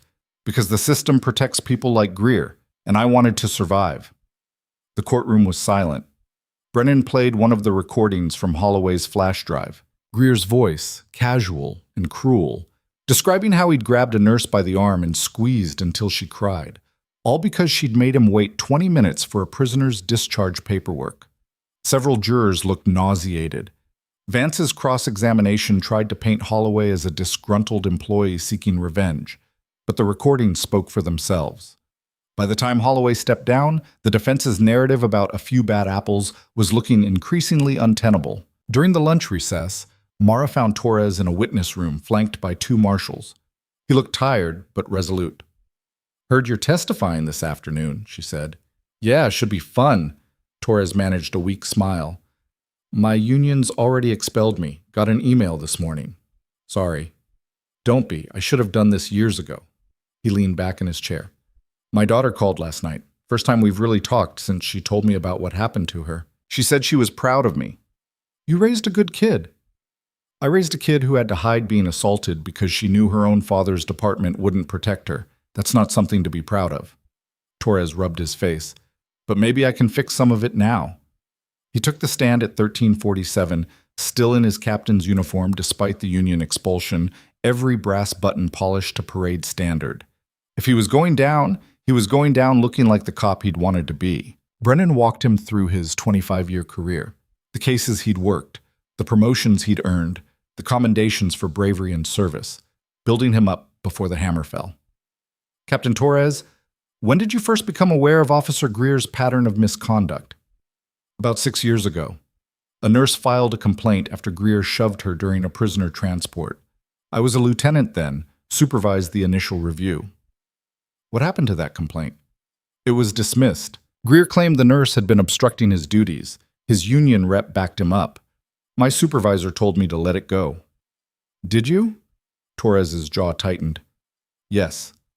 And were there other complaints? 14 that I'm aware of, probably more that never made it to formal reports. What happened to those 14 complaints? 12 were dismissed. 2 resulted in verbal counseling that went nowhere. Torres looked directly at the jury. The system is designed to protect officers, not hold them accountable. Unless there's video evidence, multiple witnesses, and media pressure, nothing happens. Brennan pulled up a document on the courtroom screen. This is an internal memo from your former supervisor, Deputy Chief Walter Graham. Can you read the highlighted section? Torres read aloud. Officers are our first line of defense. We stand behind our people unless the evidence is overwhelming and public. Minor complaints from civilians should be handled at the lowest level possible to avoid unnecessary scrutiny. That's official department policy? Unofficial, but yes, that's how things work. The afternoon continued with Torres systematically dismantling the department's defense. He provided emails, memos, recorded conversations, all showing a deliberate pattern of protecting problem officers at the expense of public safety. Vance tried to salvage something during cross-examination. Captain Torres, isn't it true you were passed over for promotion to deputy chief last year? Yes. And shortly after that, you began cooperating with federal investigators. Isn't it possible you're testifying out of resentment rather than principle? Torres smiled without humor. I was passed over because I questioned a decision to reinstate an officer who'd been credibly accused of assault. I started cooperating with investigators because my daughter told me she'd been grabbed by one of my own officers and was too scared to report it. You want to call that resentment? Go ahead. I call it finally doing the right thing. Vance had no response to that. Court adjourned at 17:30. Mara walked out with Brennan, both of them surrounded by marshals, into a crowd of reporters that had somehow grown even larger. Miss Solis, how does it feel to be dismantling an entire police department? No comment. Do you think you'll win? No comment. Brennan steered her toward the waiting SUV, but one reporter got close enough to shove a phone in Mara's face. There are officers saying you're a traitor, that you're making it harder for good cops to do their jobs. What do you say to that? Mara stopped, turned, looked directly at the camera. I say good cops don't assault nurses. Good cops don't threaten witnesses. Good cops don't protect bad cops. Her voice stayed level. And if testifying against someone who choked me makes me a traitor, then the word doesn't mean what they think it means. The clip went viral before they reached the safe house. That night, Cardoza called with an update. We traced Murphy's calls.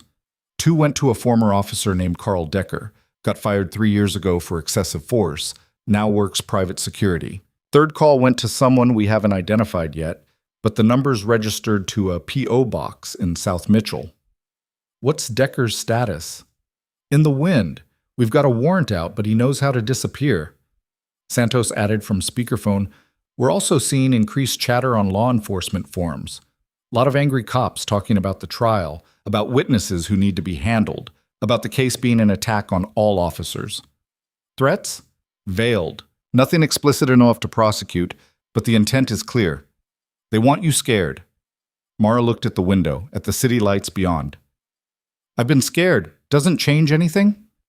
The trial's second week started with the defense calling their witnesses, officers testifying about department training and oversight, experts claiming that use of force incidents were unavoidable in high-stress situations, psychologists suggesting that trauma victims often misremember events. It was professional, polished, and completely undercut by the recordings Holloway had provided. Hard to claim Greer was just stressed when you could hear him laughing about intimidating medical staff. On Wednesday, the defense made a mistake. They called Deputy Chief Walter Graham to testify about department culture. Brennan cross-examined him with surgical precision. Deputy Chief Graham, you wrote the memo Captain Torres referenced, the one about standing behind officers, unless evidence is overwhelming and public. Correct? Graham, 60-something and clearly uncomfortable, nodded. That was guidance about maintaining morale. By dismissing civilian complaints? By ensuring complaints were thoroughly investigated before jumping to conclusions. Brennan pulled up another document. This is the internal investigation report on Officer Greer's first complaint, the nurse he shoved 6 years ago. The entire investigation consisted of interviewing Officer Greer and his partner. No interview with the nurse, no review of hospital security footage, no independent witnesses. Would you call that thorough? Graham shifted in his seat. I wasn't directly involved in that investigation. But you supervised the supervisor who closed it, correct? In a general sense. Did you review the file before it was closed? I may have. Deputy Chief, did you or did you not approve the decision to dismiss that complaint? Graham's face reddened. The officer's account was credible. The nurse didn't have witnesses. The nurse had 4 witnesses. They're listed in her original complaint, which was filed with the hospital before being forwarded to your department. Did you interview any of them? Silence. Deputy Chief Graham, did you interview the witnesses? No. Why not? Because Graham caught himself, but too late. Because the officer's account was sufficient. Brennan let that hang in the air. So when you said complaints should be thoroughly investigated, what you meant was officers should be believed automatically unless evidence is so overwhelming you can't ignore it. That's not what I said. That's exactly what you did. Brennan pulled up a spreadsheet. In the past 10 years, your department received 467 civilian complaints against officers. 61 were sustained. That's a 13% rate. Would you call that accountability or protection? Graham had no good answer. The trial continued through Thursday and Friday. More witnesses, more evidence. The defense fought hard, but the weight of documentation, recordings, emails, internal memos, witness testimony was crushing. Friday afternoon, Judge Martinez called both sides to her chambers. Mara waited in the hallway with the other plaintiffs, watching the minutes tick by. When Brennan emerged 40 minutes later, her expression gave nothing away until she reached the group. They want to settle. New offer, $18 million, split among all plaintiffs. Full admission of wrongdoing. Consent decree requiring department-wide reforms. Independent oversight board with civilian members. No NDAs. Julie Brenner spoke first. That's everything we asked for. It's close. The oversight board would be appointed by the mayor with city council approval, not fully independent. And the reforms would be implemented over 3 years, not immediately. Marcus Webb frowned. Why are they offering this now? We're winning. Because they're losing, Brennan said. Graham's testimony destroyed their credibility. The jury's sympathetic to you. They can see which way this is going, and a settlement lets them control the narrative better than a verdict would. Mara asked the only question that mattered. Do the reforms have teeth, real enforcement mechanisms? Yes. Quarterly audits, public reporting. Officers who violate the new policies face mandatory suspension pending investigation. No more internal handling of serious complaints. The group looked at each other. 20 people who'd been fighting for months, exhausted and scared but still standing. I want to hear the verdict, Julie said quietly. I want a jury to say out loud that what happened to us was wrong. Others murmured agreement, but Marcus shook his head. A settlement guarantees change. A verdict could get appealed, tied up in court for years. And if we somehow lose, we won't lose, Mara said. You don't know that. I know we have recordings of Greer admitting to assault. I know we have 20 testimonies describing a pattern. I know the deputy chief just admitted on stand that they never properly investigated complaints. Mara's voice hardened. We're not settling because they're scared. We're going to make them lose in public. Brennan held up a hand. This isn't my decision. You need to vote. Majority rules. They voted. 12 wanted to continue to verdict. 8 wanted to settle. Brennan went back to the judge's chambers and declined the offer. The defense attorneys looked furious when court reconvened Monday morning. Vance requested a sidebar that lasted 30 minutes, probably trying to negotiate again. Martinez sent everyone back to their tables looking annoyed. Closing arguments started at 10:15. Brennan went first, walking the jury through the evidence methodically. The pattern of abuse. The institutional protection. The lives damaged. She spoke for 90 minutes without notes, making eye contact with each juror, reminding them that justice delayed was justice denied. Vance countered with appeals to sympathy for officers doing difficult jobs, suggestions that the plaintiffs were exaggerating for financial gain, arguments that the department had already implemented reforms making the lawsuit unnecessary. But his heart wasn't in it. Everyone could tell. The jury got the case at 15:47 on Monday afternoon. They deliberated through Tuesday. Wednesday morning, the foreman sent a note to the judge. They had a verdict. The courtroom filled within 30 minutes. Media, plaintiffs, defense attorneys looking resigned. Deputy Chief Graham sitting in the back row, face carefully neutral. Mara took her seat, Brennan beside her, and tried to breathe normally. Judge Martinez entered. "Has the jury reached a verdict?" The foreman stood. "We have, Your Honor." "On the count of civil rights violations, how do you find?" "We find in favor of the plaintiffs." The courtroom erupted. Martinez banged her gavel, calling for order, but the damage was done. Julie Brenner was crying. Marcus Webb had his head in his hands. Others were hugging or just sitting in stunned silence. The foreman continued. "On the count of institutional negligence, we find in favor of the plaintiffs. On the count of intentional infliction of emotional distress, we find in favor of the plaintiffs." Martinez went through the rest, guilty on all counts. "And what are the damages?" "We award compensatory damages in the amount of $12 million, punitive damages in the amount of $35 million, $47 million total, more than twice the settlement offer." The defense table looked like someone had set off a bomb. Vance was already standing, calling for appeals, but Martinez cut him off. "Mr. Vance, you'll have your opportunity for post-trial motions. Right now, I'm going to read my decision on injunctive relief." She pulled out a prepared statement. "Mandatory department-wide reforms, independent oversight board with subpoena power, quarterly audits, public complaint database, officers with sustained complaints barred from promotion, zero-tolerance policy for retaliation against witnesses." Everything the plaintiffs had asked for, and then some. When Martinez finally adjourned, the courtroom was chaos. Reporters shoving microphones, plaintiffs crying or laughing or both, defense attorneys scrambling to leave through a side exit. Mara sat in her chair, numb, until Brennan touched her shoulder. "We won." "I know."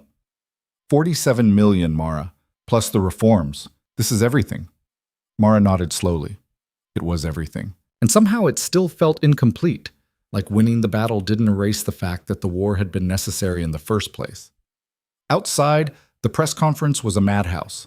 Brennan read a prepared statement while the plaintiffs stood behind her, united front for the cameras. Questions flew. "What message does this send to law enforcement?" Brennan answered.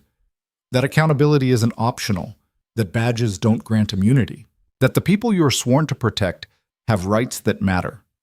"Will the department appeal?" "They can try. The evidence is overwhelming. We're confident any appeal will fail." Eventually, the questions turned to Mara specifically. "Ms. Solis, you were the first to stand up. How does it feel to have won?" She stepped to the microphone, aware of every camera focused on her face. "It feels like justice, not just for me, but for everyone who was silenced before they could speak. For every nurse, every EMT, every doctor who was told to be quiet and accept abuse." She paused. "But winning a lawsuit doesn't bring back the time people lost being scared, doesn't heal the damage done. What it does is send a message that the system can be changed when enough people refuse to back down." "What's next for you?"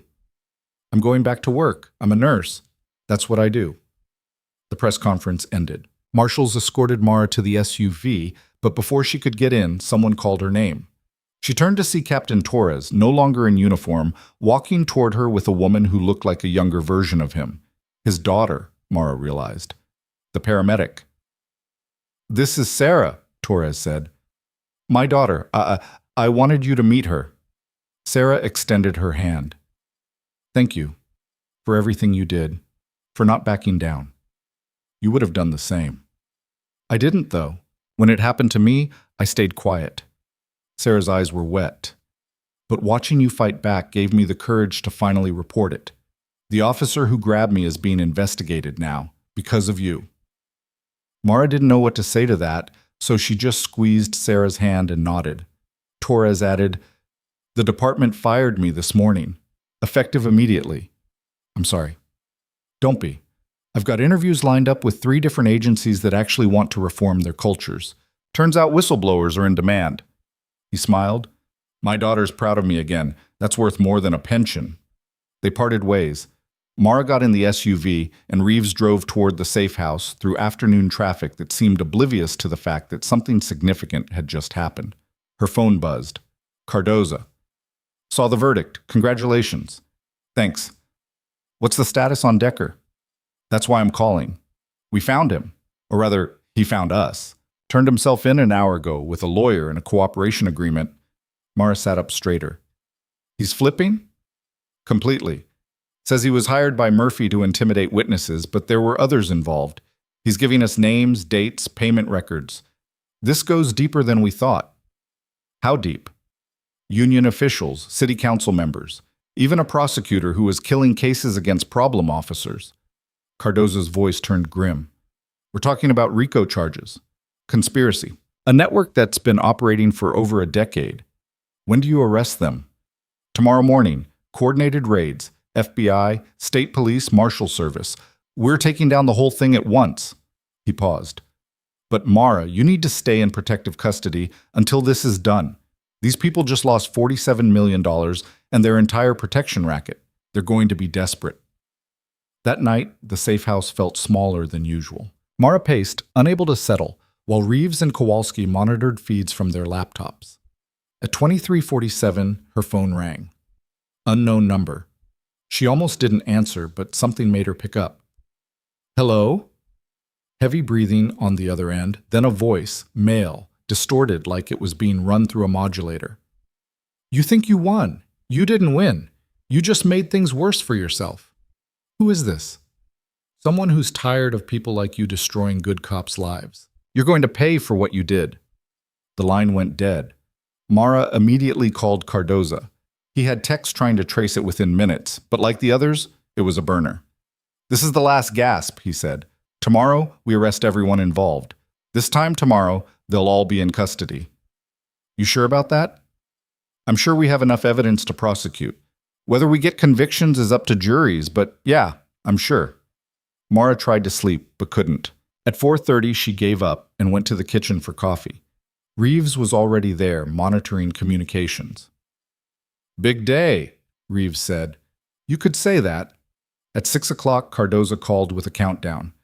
Raids execute in 30 minutes. Stay away from windows, just in case. Mara watched the clock tick down. At 6:29, she heard the first sirens in the distance. Her phone buzzed with a news alert. FBI conducts coordinated raids targeting police corruption network. Multiple arrests expected. Then another alert. Deputy Chief Graham arrested at home, charged with conspiracy and obstruction. And another. Police union president taken into custody. Allegations of racketeering. The arrest continued through the morning. By noon, 17 people were in federal custody. The news coverage was wall-to-wall, footage of handcuffed officials being led out of homes and offices, lawyers scrambling to make statements, the police department's headquarters surrounded by news vans. Brennan called at 13:15. Have you seen the news? Hard to miss. This is unprecedented, an entire institutional power structure being dismantled in real time. Her voice held something like awe. Mara, you started this with one act of courage. Look what it became. I just didn't want to get choked again. You did more than that. You broke a system that needed breaking. After the call ended, Mara stood at the window watching the city below. Somewhere out there, 17 people who'd thought themselves untouchable were learning about consequences. Somewhere else, victims who'd stayed silent were seeing proof that speaking up could matter. Her phone buzzed again. Patricia. I'm watching the news. This is incredible. It's necessary. When are you coming back to work? The ER misses you. Soon, they're saying protective custody ends once all the arrests are processed. Good. Because we're drowning here, and the new protocols are confusing everyone. We need someone who actually knows what they're doing. Mara smiled despite everything.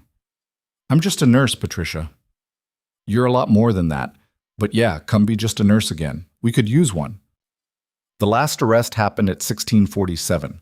A city councilman caught trying to flee to Canada with $50,000 in cash and a fake passport.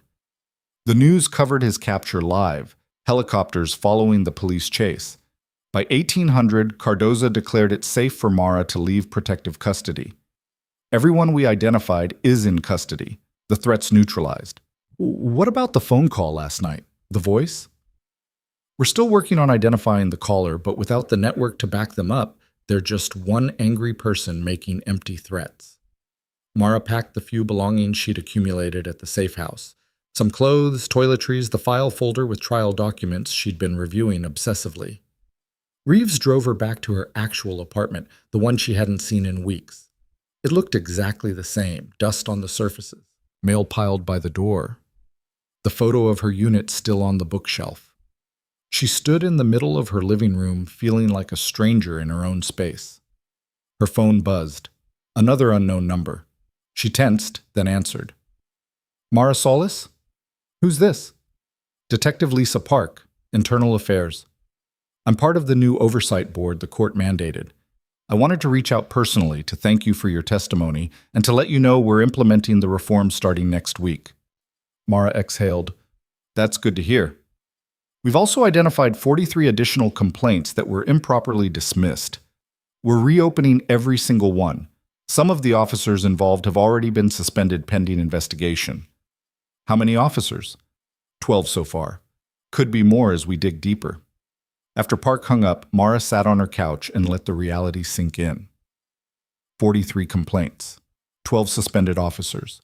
A corruption network dismantled. 47 million in damages. Mandatory reforms. All because she'd refused to prioritize a prisoner's non-critical gunshot wound over a dying infant. All because Derek Greer had grabbed her throat and threatened to snap her neck.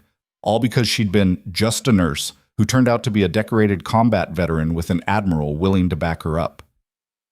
The what-ifs were staggering. What if the admiral hadn't been notified? What if she'd been just a civilian with no military service?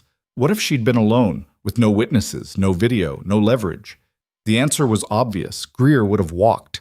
The system would have protected him, and she'd have been another complaint dismissed, another victim silenced, another person who learned that fighting back was pointless. But that's not what happened. She'd had backup. She'd had evidence. She'd had witnesses brave enough to testify. And now 12 bad cops were suspended. 17 conspirators were in custody. A whole department was being forced to change. It wasn't enough. It would never be enough to undo the damage already done. But it was something. Mara's phone rang one more time that night. Commander Brennan. Just got word from the judge. The department's filing for bankruptcy protection. They're claiming the damages award will bankrupt the city. Will it work? Probably not. The punitive damages might get reduced, but the reforms are locked in. They can't bankruptcy their way out of a consent decree. Brennan paused. There's something else. The prosecutor from the corruption network? He's cooperating too, giving up everyone. Apparently there are 3 other departments in surrounding counties with similar protection rackets. This is bigger than we thought. It always is. Corruption grows in the dark. Once you shine a light on one piece, the whole thing starts to unravel. Brennan's voice softened. Get some rest, Mara. You've earned it. But rest didn't come easy. Mara lay in her own bed for the first time in weeks and stared at the ceiling, thinking about everything that had led to this moment. At 2:17, unable to sleep, she got up and checked her email. Buried in the spam folder was a message from an address she didn't recognize. The subject line read, "You should see this." Every instinct screamed not to open it. Could be malware. Could be another threat. She opened it anyway. The email contained a single link to a video file hosted on an anonymous server. Mara clicked. The video showed the interior of what looked like a police station locker room. The timestamp was dated 2 days before Greer had grabbed her in the ER. The audio was clear. Greer's voice came through. I'm telling you, these nurses think they can tell us what to do. Someone needs to teach them who's really in charge. Another voice, one Mara didn't recognize. What are you going to do? Next time one of them gets in my face, I'm going to make an example. Show everyone what happens when you disrespect a badge. The unidentified voice laughed. Just don't get caught on camera. I'm not worried. Even if someone complains, Murphy will bury it. He always does. The video ended. Mara sat frozen, staring at the screen. This was premeditation. Greer had planned to assault someone. It didn't matter who. Mara had just been unlucky enough to be the nurse who refused his demands. She forwarded the video to Cardozo with a single word: evidence. His response came back in under a minute. Where did you get this? Anonymous email. No idea who sent it. Don't delete anything. This changes everything. Mara stared at her phone, at the anonymous email address, at the video that had somehow survived and found its way to her. Someone inside the department had sent this. Someone who'd been holding on to evidence, waiting for the right moment. Someone who'd watched the trial and the arrests and finally decided it was safe to come forward. The reforms hadn't even started yet, and already people were choosing courage over complicity. She tried to sleep again. This time it worked. Morning came with news that the video had been authenticated and was being added to the evidence against Greer. His appeals were dead. His lawyers had no response. Mara went for a run, came back sore and sweating and slightly more human, and checked her schedule for the hospital. Her first shift back was tomorrow. Night shift, because of course it was. She spent the rest of the day cleaning her apartment, doing laundry, returning messages from people she'd been ignoring for weeks. Normal life, or some approximation of it. At 19:30, there was a knock on her door. She checked the peephole. Agent Santos stood in the hallway holding a file folder. Mara opened the door. Please tell me this isn't more bad news. Opposite, actually. Santos came inside, set the folder on the kitchen counter. We identified the person who called you with the death threat. His name is Brian Costner, former officer, fired 8 years ago for domestic violence. He's been working private security and occasionally doing muscle work for people who need problems handled quietly. Where is he now? In custody as of 2 hours ago. He was trying to leave the country. TSA flagged his passport. Santos opened the folder, showed Mara a booking photo. He's claiming he was hired to make the threats but had no intention of following through. Says he was just trying to scare you into dropping the case. Mara studied the photo. Costner looked exactly like what he was. A washed-up cop who'd found a new career being terrible in different ways. What's he being charged with? Terroristic threats? Witness intimidation? Conspiracy? He's looking at 10 years minimum. Santos closed the folder. And with him in custody, the threat level against you drops to basically 0. You're free to resume your normal life. Normal life. The phrase felt foreign. After Santos left, Mara sat at her kitchen counter and tried to remember what normal had looked like before Derek Greer's arm closed around her throat. She couldn't. That person, the quiet nurse who kept her head down and avoided conflict, didn't exist anymore. Maybe she never had. Maybe she'd just been pretending, trying to fit into a civilian world that didn't quite make sense after 3 combat deployments. Her phone buzzed. Text from Patricia. See you tomorrow night. Prepare yourself. It's chaos as usual. Mara smiled and replied, wouldn't have it any other way. She went to bed early, set 3 alarms, and actually slept through the night without nightmares. The next evening, she walked into St. Elizabeth Memorial ER at 18:52, 8 minutes early for her shift. The place looked exactly the same. Same fluorescent lights, same antiseptic smell, same organized chaos of an urban emergency room on a Tuesday night. But the people were different. New security protocols meant actual armed guards at the entrance. The nurses' station had a panic button connected directly to police dispatch. And most importantly, every staff member who saw her stopped to say welcome back or thank you, or just to smile in a way that said they knew what she'd done and were glad she'd done it. Patricia met her at the time clock, looking older and more tired than Mara remembered. They're putting your picture in the lobby, part of the new accountability initiative. Employees who changed healthcare safety standards or something like that. Please tell me you're joking. I wish I was. Hospital administration loves good PR. Patricia handed her a tablet with the patient queue. Bay 3 is yours, possible appendicitis.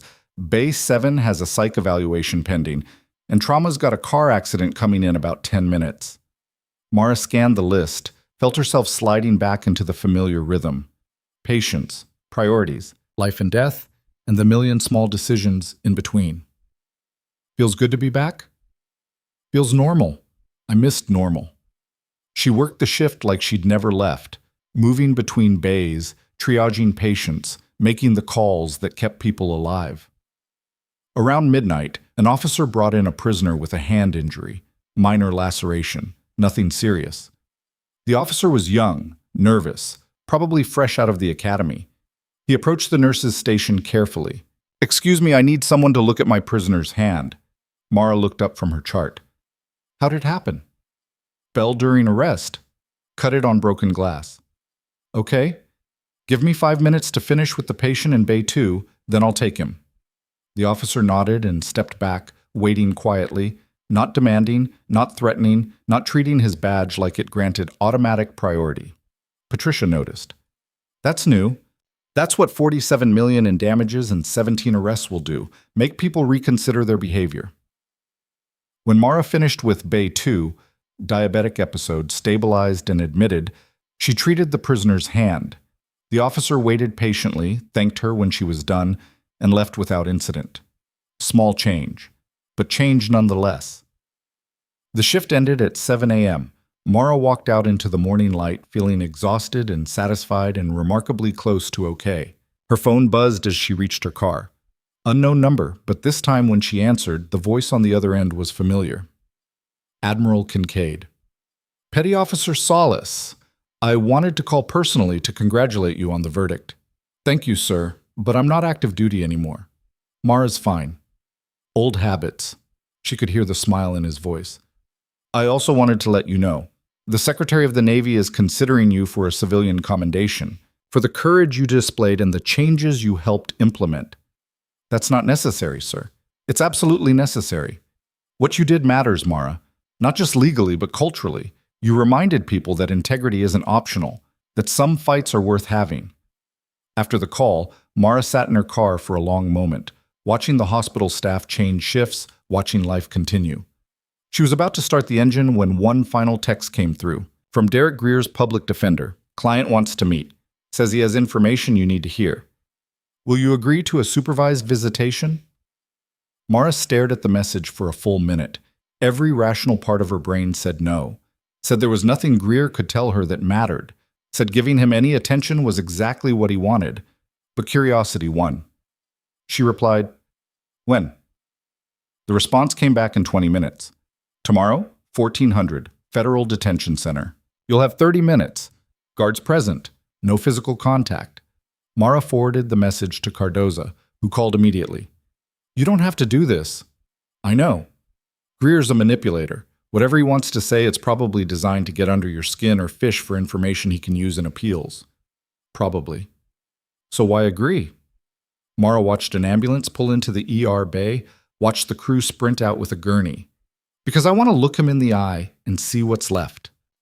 Cardoza was quiet for a moment. "I'll have someone there, just in case." The Federal Detention Center was a concrete fortress on the edge of the city, surrounded by razor wire and guard towers that looked like they'd been transplanted from a war zone. Mara arrived at 1347, passed through 3 security checkpoints, and was escorted to a visitation room that smelled like industrial cleaner and fear. The guard, a woman named Officer Halstead, pointed to a chair on one side of a metal table. "He'll be brought in shortly. You need anything? There's a panic button under the table. We'll be monitoring from outside." Mara sat down and waited. At 13:59, the door opened and Derek Greer shuffled in wearing an orange jumpsuit and restraints, looking nothing like the aggressive cop who'd grabbed her throat. Prison had hollowed him out, weight loss, pallor, eyes that couldn't quite meet hers. A guard positioned him in the chair across from her and stepped back to the wall. For 30 seconds, neither of them spoke. Finally, Greer broke. "Thank you for coming." Mara's voice came out flat. "You have 29 minutes. Use them." He flinched at her tone but pressed on. "I wanted to apologize for what I did to you, for—" He stopped, swallowed. "For everything." "You wanted me to come here so you could apologize?" "I know it doesn't fix anything. I know sorry isn't enough. But I needed to say it." His hands twisted in his lap, the restraints clinking. "I've had a lot of time to think about who I was, what I became, the people I hurt." Mara leaned back, studying him. "Your lawyer told you to do this. For the appeals, show remorse, maybe get the sentence reduced." "No, I mean, he suggested it, but me—" Greer's voice cracked. I dropped the appeals. All of them. I'm serving the full sentence. That surprised her. Why? Because I deserve it. Because every day I spent as a cop, I told myself I was one of the good guys. That civilians didn't understand the job, that sometimes you had to be aggressive to maintain control. He finally looked at her directly. I was lying to myself. I was a bully with a badge, and the system let me get away with it until I grabbed someone who couldn't be intimidated. That's a nice speech. Did you practice it? Greer's expression twisted. You think I'm lying. I think you're saying what you think I want to hear. What do you want to hear? Mara leaned forward. I want to hear that you understand you didn't just assault me. You assaulted every person who came before me, every nurse, every EMT, every witness you threatened. I want to hear that you know those people lost sleep, lost jobs, lost their sense of safety because you decided your authority was more important than their humanity. Greer's eyes dropped. I know. Do you? Because from where I'm sitting, you spent 6 years terrorizing people and only developed a conscience after you got caught. You're right. His voice came out barely above a whisper. I spent 6 years telling myself that anyone who challenged me deserved what they got, that I was maintaining order, that the complaints were just criminals and troublemakers trying to get officers in trouble. And now? Now I can't sleep because I keep seeing their faces, all the people I hurt, all the complaints Murphy buried, all the witnesses I threatened into silence. He looked up at her, and for the first time, Mara saw something genuine in his expression, shame. I wanted to tell you that you were right to fight back, that the system needed to break, that I'm glad it did. Mara absorbed that. You said you had information I needed to hear. Greer nodded slowly. There's someone else, someone who wasn't arrested in the raids, someone high enough up that even Decker doesn't know about them. Who? The person who really ran the protection racket. Murphy and Graham were middle management. They answered to someone else, someone who's been coordinating this for over 15 years.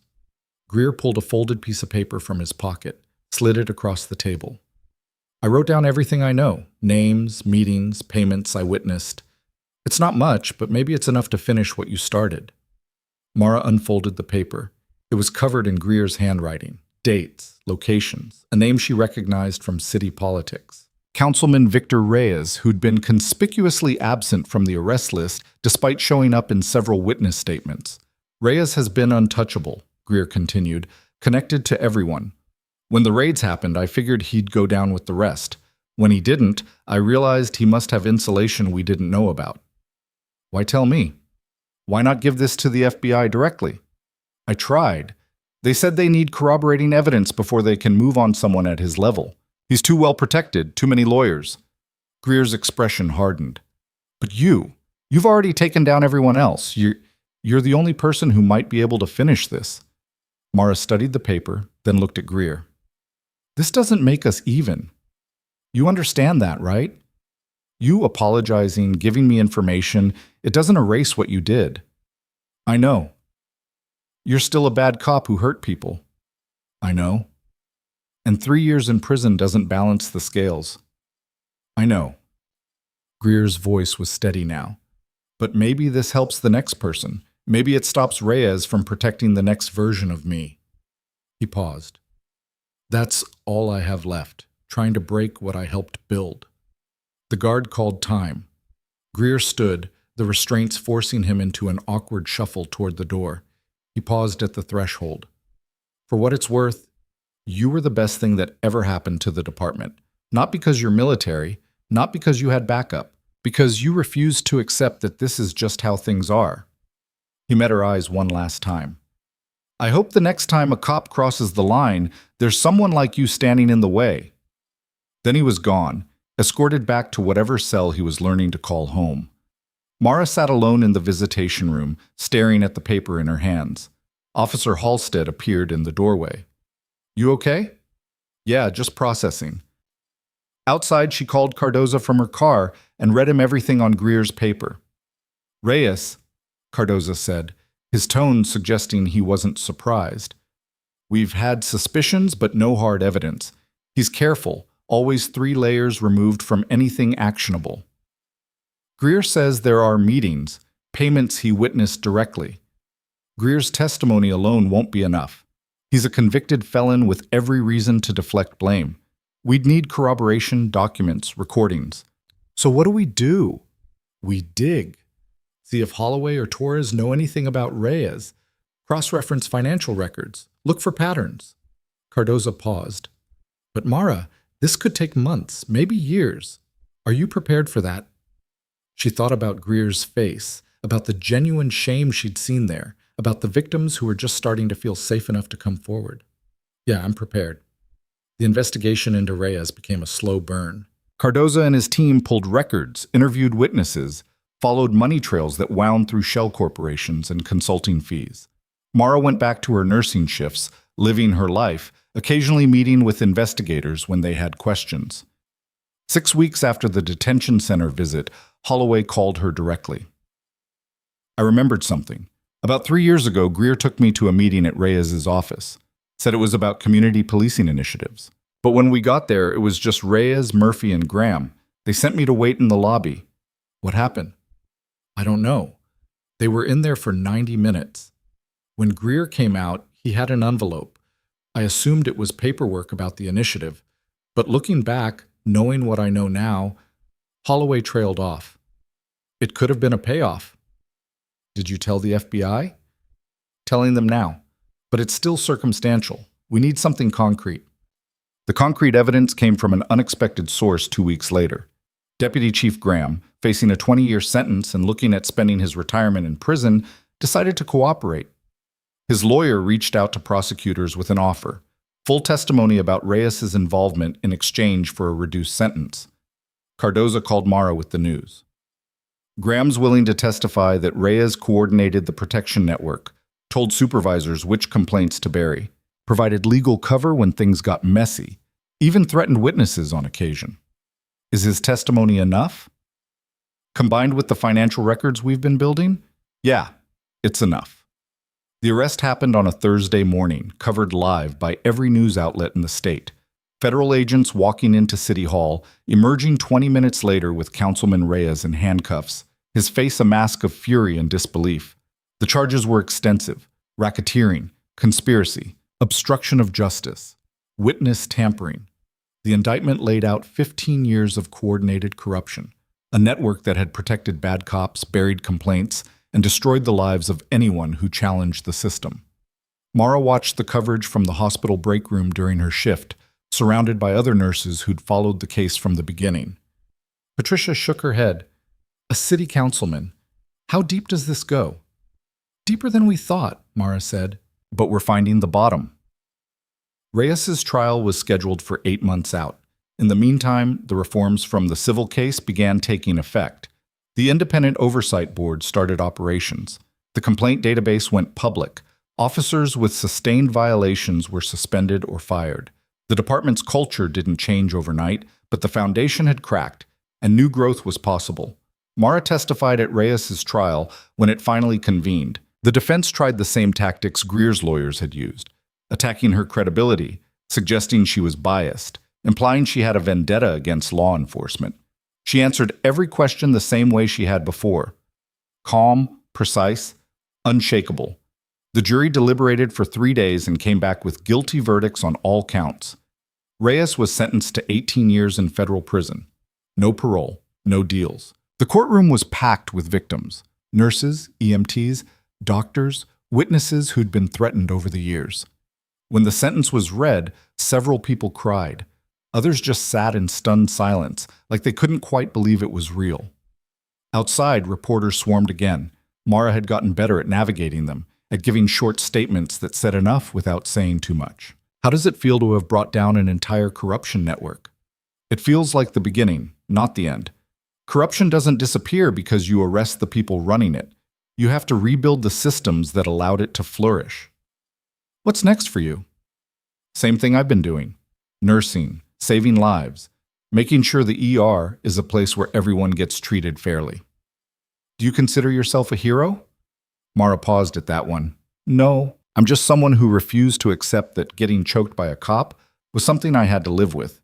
The real heroes are the people who came forward after me, the ones who testified despite being terrified, the ones who chose truth over safety. She meant it. The lawsuit had been won by 20 people, not one. The corruption network had been broken by Torres and Holloway, and Graham turning on their own. The reforms were being implemented by nurses and administrators who chose different paths. Mara had just been the spark. What came after was the fire they'd built together. 3 months after Reyes's sentencing, the hospital held a ceremony. Mara tried to get out of it, but Director Hastings, who'd somehow survived the administrative shakeups, insisted. She showed up in her nursing scrubs, uncomfortable in front of the crowd gathered in the lobby. Hospital board members, staff, reporters, even some of the other plaintiffs from the civil case. Hastings gave a speech about courage and integrity. The board presented her with a plaque recognizing her extraordinary service to healthcare safety and patient advocacy. There was applause, a photo opportunity, the kind of public recognition that made Mara's skin crawl. But when it was her turn to speak, she looked out at the crowd and saw Patricia wiping her eyes, saw Julie Brenner smiling, saw young nurses who'd been hired after the reforms went into effect. "I'm not good at speeches," she started, "so I'll keep this short. What happened to me wasn't special. It was one incident in a pattern that had been going on for years. The only reason it ended differently is because I had advantages: military training, institutional backing, witnesses who were brave enough to speak up." She paused, choosing her words carefully. "But here's what I learned. The system doesn't change because the right person gets hurt. It changes because enough people decide the status quo is unacceptable. It changes because whistleblowers risk their careers, because victims choose to testify despite their fear, because institutions finally decide that protecting abusers costs more than holding them accountable." Mara looked directly at the young nurses in the crowd. "If you take anything from this, take this.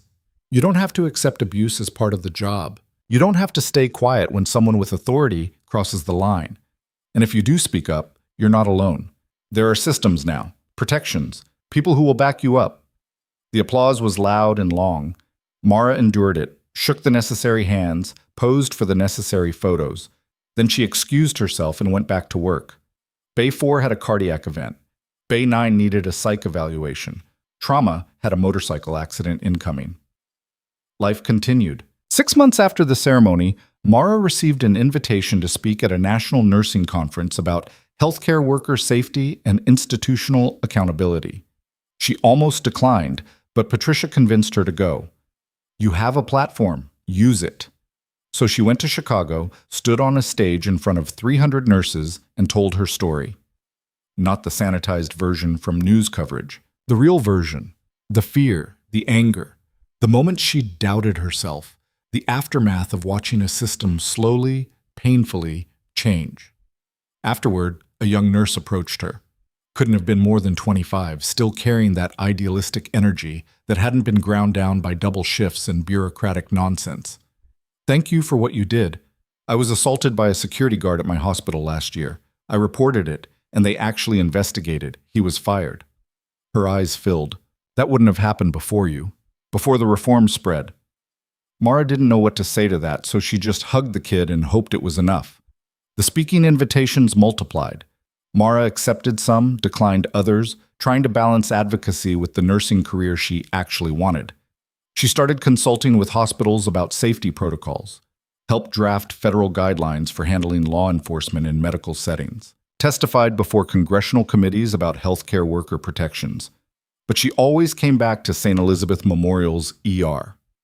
Always came back to the work that had defined her before any of this started. 1 year after Greer's initial assault, the hospital held a memorial service for all the victims of police misconduct in healthcare settings. 27 names on a plaque in the lobby. Mara's was first, but she'd fought to make sure the others were there too. The ones who'd spoken up before her, the ones who'd been silenced, the ones who'd never gotten justice. Torres attended, now working as a training director for a police department 2 states over, building the kind of culture he wished he'd built in his own. Sarah was with him, back to working as a paramedic, no longer afraid to report problems. Holloway showed up too, having left law enforcement entirely. He'd become an advocate for police reform, speaking at academies about the cost of complicity. Even Commander Brennan came, though she'd moved to a teaching position at a law school, training the next generation of civil rights attorneys. They stood together in the lobby, looking at the plaque, and nobody said much. There wasn't much to say. The names were their own testimony. Patricia appeared at Mara's elbow. You know they want to name the new safety protocols after you.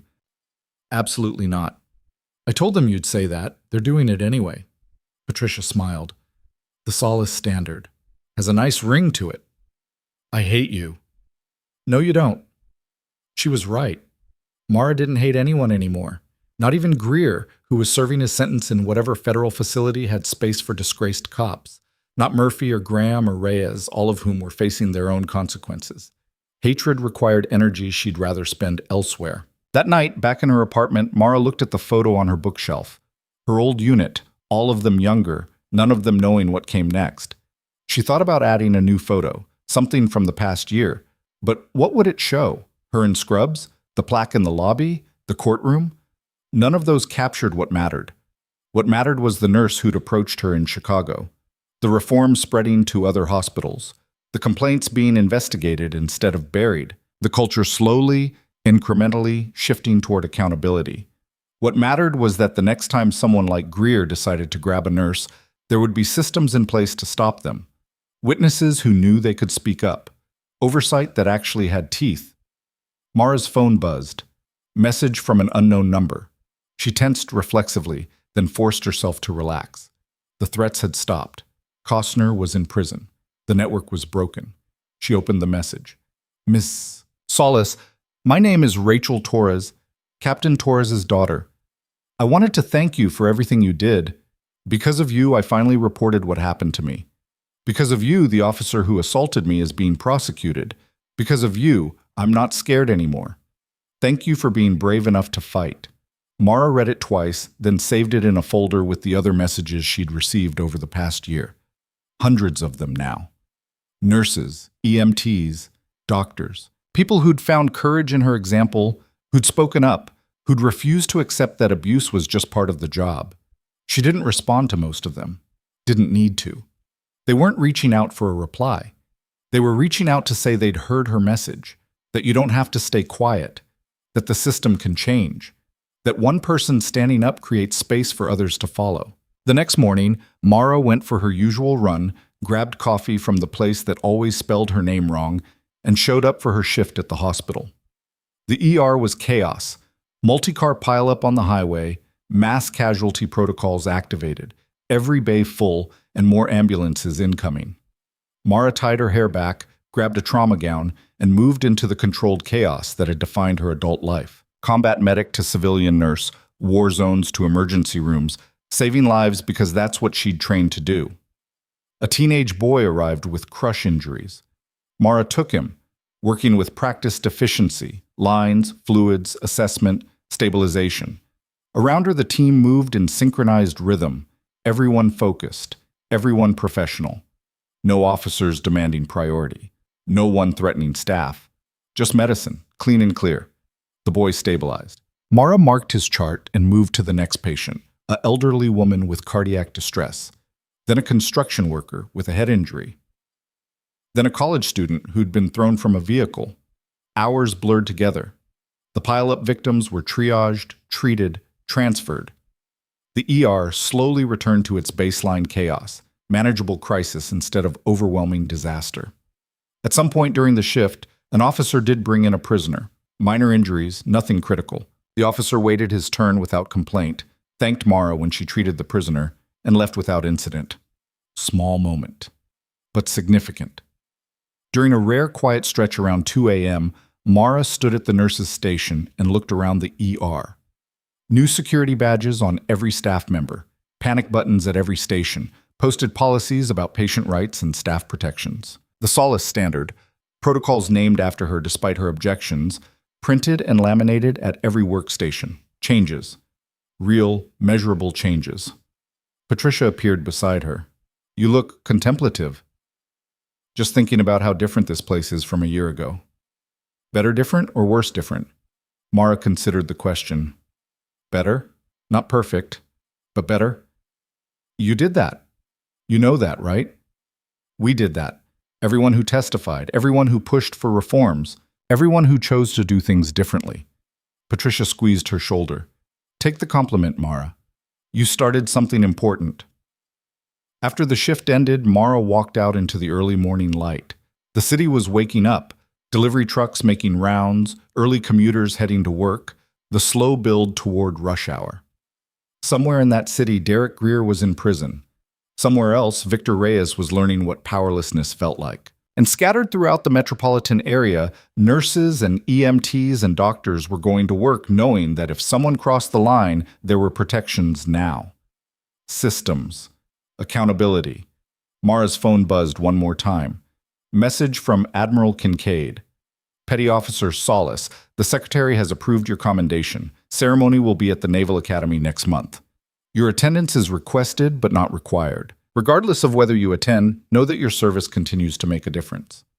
Semper Fi. She smiled at that. Kincaid had never been Navy, the Semper Fi was Marine Corps, but the sentiment was right. Always faithful. To the mission. To the people you're sworn to protect. To doing the right thing even when it's hard. Mara got in her car and drove home through morning traffic, past the federal building where she'd testified, past the courthouse where justice had finally shown up, past the detention center where Greer was serving his time, past all of it, toward her apartment and the normal life she'd fought to reclaim. When she got home, she made breakfast, answered emails, and then sat down to write a response to the speaking invitation she'd received from a medical school. They wanted her to talk to students about advocacy and institutional courage. She accepted. Because if one student heard her story and decided to stand up when it mattered, that was worth the discomfort of public speaking. If one future doctor learned to prioritize patients over authority figures with badges, that was worth reliving the worst moment of her civilian life. If one person refused to accept that abuse was just part of the job, the whole system could crack open and rebuild itself stronger. That afternoon, she went back to the hospital for a meeting about expanding the safety protocols to include training for new hires. The committee was enthusiastic, already planning rollout schedules and assessment metrics. Mara listened to them talk about her case like it was abstract policy discussion, and for the first time, it didn't bother her. That distance was good. It meant the work had transcended her personal experience and become something institutional, something lasting. The meeting ended. Mara walked back through the ER, past the plaque with the 27 names, past the posted protocols, past all the visible evidence that this place had chosen to change.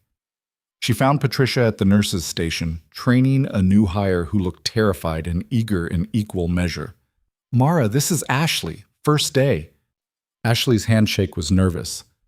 "I've heard so much about you." "Don't believe most of it." Mara smiled to take the edge off. "You're going to do fine. Just remember, patients come first. Always. No matter who's demanding priority. Even cops? Especially cops. Badge doesn't grant medical priority. Triage does." Ashley nodded seriously, like Mara had just handed down a commandment. Patricia caught Mara's eye and smiled. That evening, Mara attended a support group for healthcare workers who'd experienced workplace violence. She'd been going for 6 months now, sometimes sharing, mostly listening. Tonight, a paramedic named James talked about being threatened by a patient's family member, about reporting it, about the family member being banned from the hospital. "It worked," James said, voice full of wonder. "I reported it and something actually happened. That never would have been possible before." Around the circle, people nodded. After the meeting, James approached Mara. "I know you probably hear this a lot, but thank you for showing us it was possible to fight back. You did the fighting. I just went first. Sometimes that's what matters, someone going first." Mara drove home thinking about that, about being first, about the responsibility that came with it, and the opportunity. Her apartment felt different now, less like a temporary shelter, more like an actual home. She'd bought new furniture, hung some art, put up photos, not just the military unit, but recent ones too. Her and Patricia at the trial, the group of plaintiffs after the verdict, Torres and his daughter at the memorial service. Evidence of a life rebuilding itself. She made dinner, watched the news coverage of Reyes's appeal being denied, and felt nothing. No satisfaction, no anger, just the recognition that justice was happening and she could move forward. Before bed, she checked her email one last time. A message from the Naval Academy about the commendation ceremony. Details about timing, dress code, who would be attending. She almost declined. Almost sent a polite message saying she'd prefer to skip the formal recognition. But then she thought about all the victims who'd testified, all the people who'd come forward because she had, all the nurses working tonight in ERs across the country who now had protocols and protections they didn't have a year ago. They deserved to see that courage was recognized, that standing up mattered, that the system could acknowledge when someone chose principle over safety. She accepted the invitation. The ceremony was scheduled for 3 weeks out. In the meantime, life continued its forward momentum. Mara worked her shifts, attended meetings, gave talks, trained new nurses, and slowly became comfortable with the role she'd been thrust into. Not a hero, not a victim, just someone who'd refused to accept the unacceptable and had enough support to make that refusal matter. The night before the ceremony, she got a call from Greer's lawyer. "My client wanted you to know he testified at Reyes's appeal hearing, gave additional evidence about the corruption network. It helped the judges deny the appeal."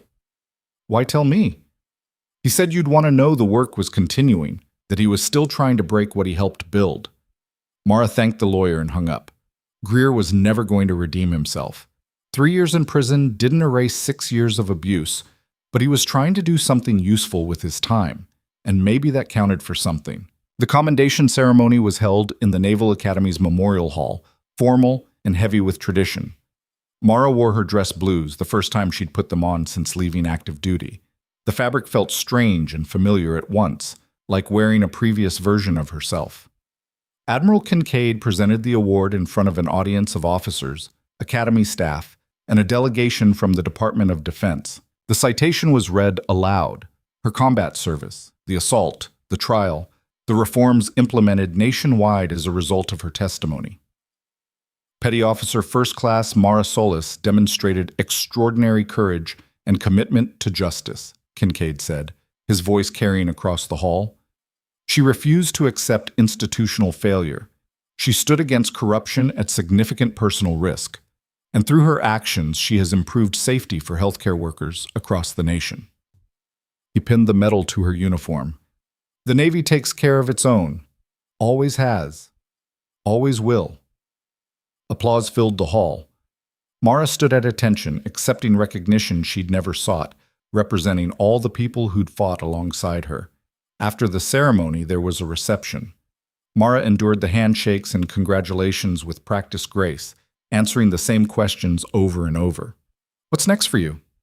"Back to nursing. That's what I do." Any plans to continue advocacy work?"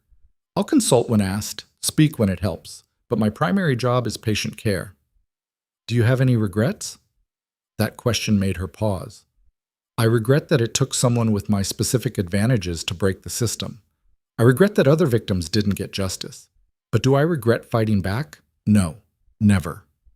On the flight home, Mara looked out the window at the clouds below and thought about all the moments that had led here. The day Greer grabbed her, the Admiral showing up, the trial, the verdict, the arrests, the reforms. One moment of courage compounded over time.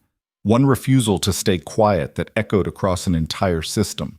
She returned to the hospital the next day, back to the ER, back to the work that had always defined her more than medals or recognition ever could. Patricia met her at the entrance, grinning. "How was the ceremony?" "Formal. Lots of brass. They fed us surprisingly good food." "Did you give a speech?" "Brief one. Mostly thanked everyone who testified and supported the reforms." Humble as always. They walked into the ER together, into the familiar chaos of a Friday evening shift. Mara changed into scrubs, tied her hair back, and checked the patient board. Bay 2 needed assessment. Bay 5 had a potential stroke. Trauma was expecting a stabbing victim in 10 minutes. She grabbed a tablet and got to work. Hours later, during a brief lull around midnight, Mara stood at the nurse's station and felt something she hadn't felt in a long time. Peace. Not happiness. The ER was too intense for that, too full of pain and crisis. But peace.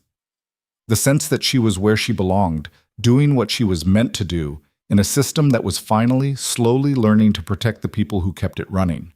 Ashley, the new nurse, approached hesitantly. "Can I ask you something?" "Sure." "How did you stay calm when that officer grabbed you?" Mara thought about lying, about giving some inspiring answer about courage and training, but Ashley deserved the truth. "I was terrified. I thought I might die." But I'd been trained to function through fear, so that's what I did. I stayed conscious, I didn't escalate, and I waited for backup. And if backup hadn't come, then I would have done what I had to do to survive. But the point is, we have better systems now. You have panic buttons, protocols, oversight. You don't have to rely on luck or military training. The institution is supposed to protect you. Ashley nodded slowly. Thank you for making it better. Thank the people who implemented the changes. I just showed them why change was necessary. The shift ended at dawn. Mara walked out into morning light that felt cleaner than it had any right to be, like the world had been scrubbed fresh while she worked. She drove home through empty streets, past the courthouse where justice had been served, past the federal building where corruption had been prosecuted, past all the landmarks of the past year's battle. At home, she showered, made coffee, and sat on her couch with her laptop. The speaking invitation from the medical school was still open. She crafted a response accepting it, outlining what she'd cover in the talk. Then she opened a new document and started writing, not a speech, not testimony, just her story, in her own words, for anyone who might need to hear it. She wrote about being dismissed and disrespected, about choosing patience over authority, about the moment Greer's arm closed around her throat and she made the decision to survive rather than fight. She wrote about the Admiral showing up, about the trial, about 20 people finding courage to testify despite being terrified. She wrote about corruption being exposed and systems being forced to change. And she wrote about coming back to work, about finding purpose in the daily grind of saving lives, about peace being found in doing the right thing consistently rather than spectacularly. When she finished, the document was 12 pages long. She saved it, backed it up, and sent copies to Brennan and Cardoza with a note. For the record, in case it's useful. Her phone rang. Patricia. Turn on the news. Mara found the remote, clicked to the local station. Police department announces comprehensive reform package. Cites Solace case as catalyst for change. The chief of police, a new chief, installed after the previous one had been forced out, stood at a podium describing mandatory de-escalation training, enhanced accountability measures, civilian oversight expansion. What happened to Nurse Solace and the other victims cannot happen again, the chief said. We failed our community. We failed the people we're sworn to protect. These reforms are our commitment to doing better. The coverage showed footage from the civil trial, from Greer's court-martial, from the arrests of Reyes and the others. And it showed Mara walking into the courthouse, calm and determined. She watched herself on screen and barely recognized the person she'd been then, exhausted, scared, running on spite and principle. She was still that person, but stronger now, more certain. The coverage shifted to interviews with victims. Julie Brenner talking about feeling safe at work for the first time. Marcus Webb describing the relief of seeing his abuser held accountable. Torres appeared speaking about the cost of silence and the necessity of courage. The segment ended with the reporter standing in front of St. Elizabeth Memorial. 1 year after a nurse was assaulted in this emergency room, the ripples of that incident continue to spread. Reforms have been implemented in hospitals across the state, training protocols updated nationwide, and the culture of law enforcement accountability has shifted in ways that seemed impossible before Mara Solace refused to stay quiet. The screen cut to commercial. Mara sat in silence, processing what she'd just watched. 1 year. That's all it had been. 1 year since Greer grabbed her. 1 year since the Admiral showed up. 1 year since everything changed. It felt like longer. It felt like yesterday. Patricia was still on the phone. You see it? I saw it. How does it feel? Mara thought about that. It feels like the beginning of something sustainable. Not perfect, not complete, but moving in the right direction. That's all we can ask for, right? Progress. Yeah, progress. They talked for a few more minutes, then hung up. Mara sat on her couch and looked around her apartment, at the photos on the wall, at the life she'd built from the wreckage of what could have been a silencing. She thought about all the people who'd supported her, the Admiral, Brennan, Cardoza, Torres Holloway, the 19 other plaintiffs who'd stayed when it got scary. She thought about the victims who'd come forward after her, who'd found courage in her example.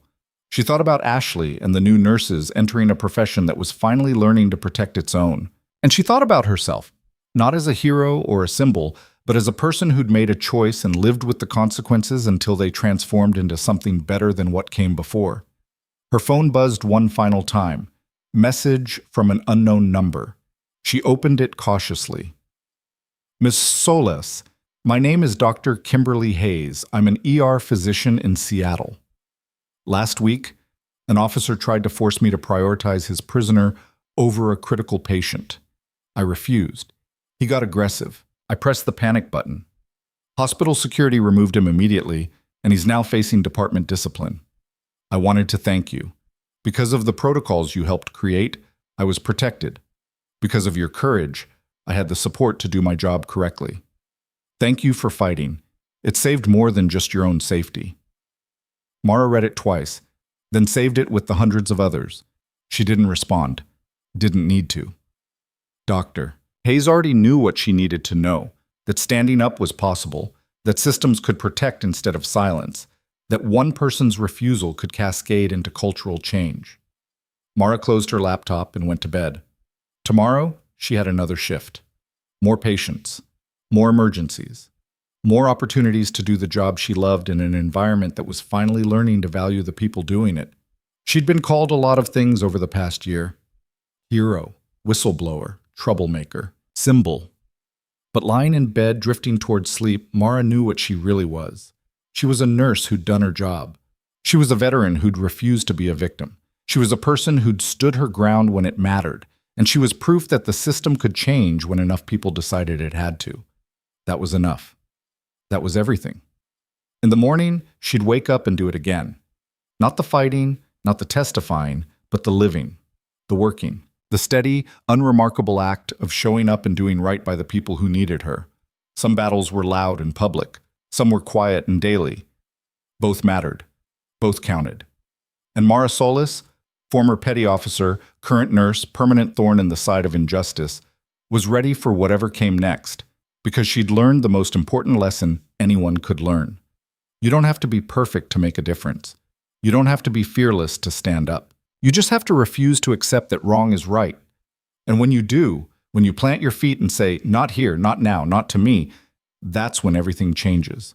One person, one moment, one refusal. That's all it takes to break a system that deserves breaking. That's all it took to save lives beyond the ones she touched in the ER. And that, Mara thought, as sleep finally claimed her, was worth every hard moment of the fight.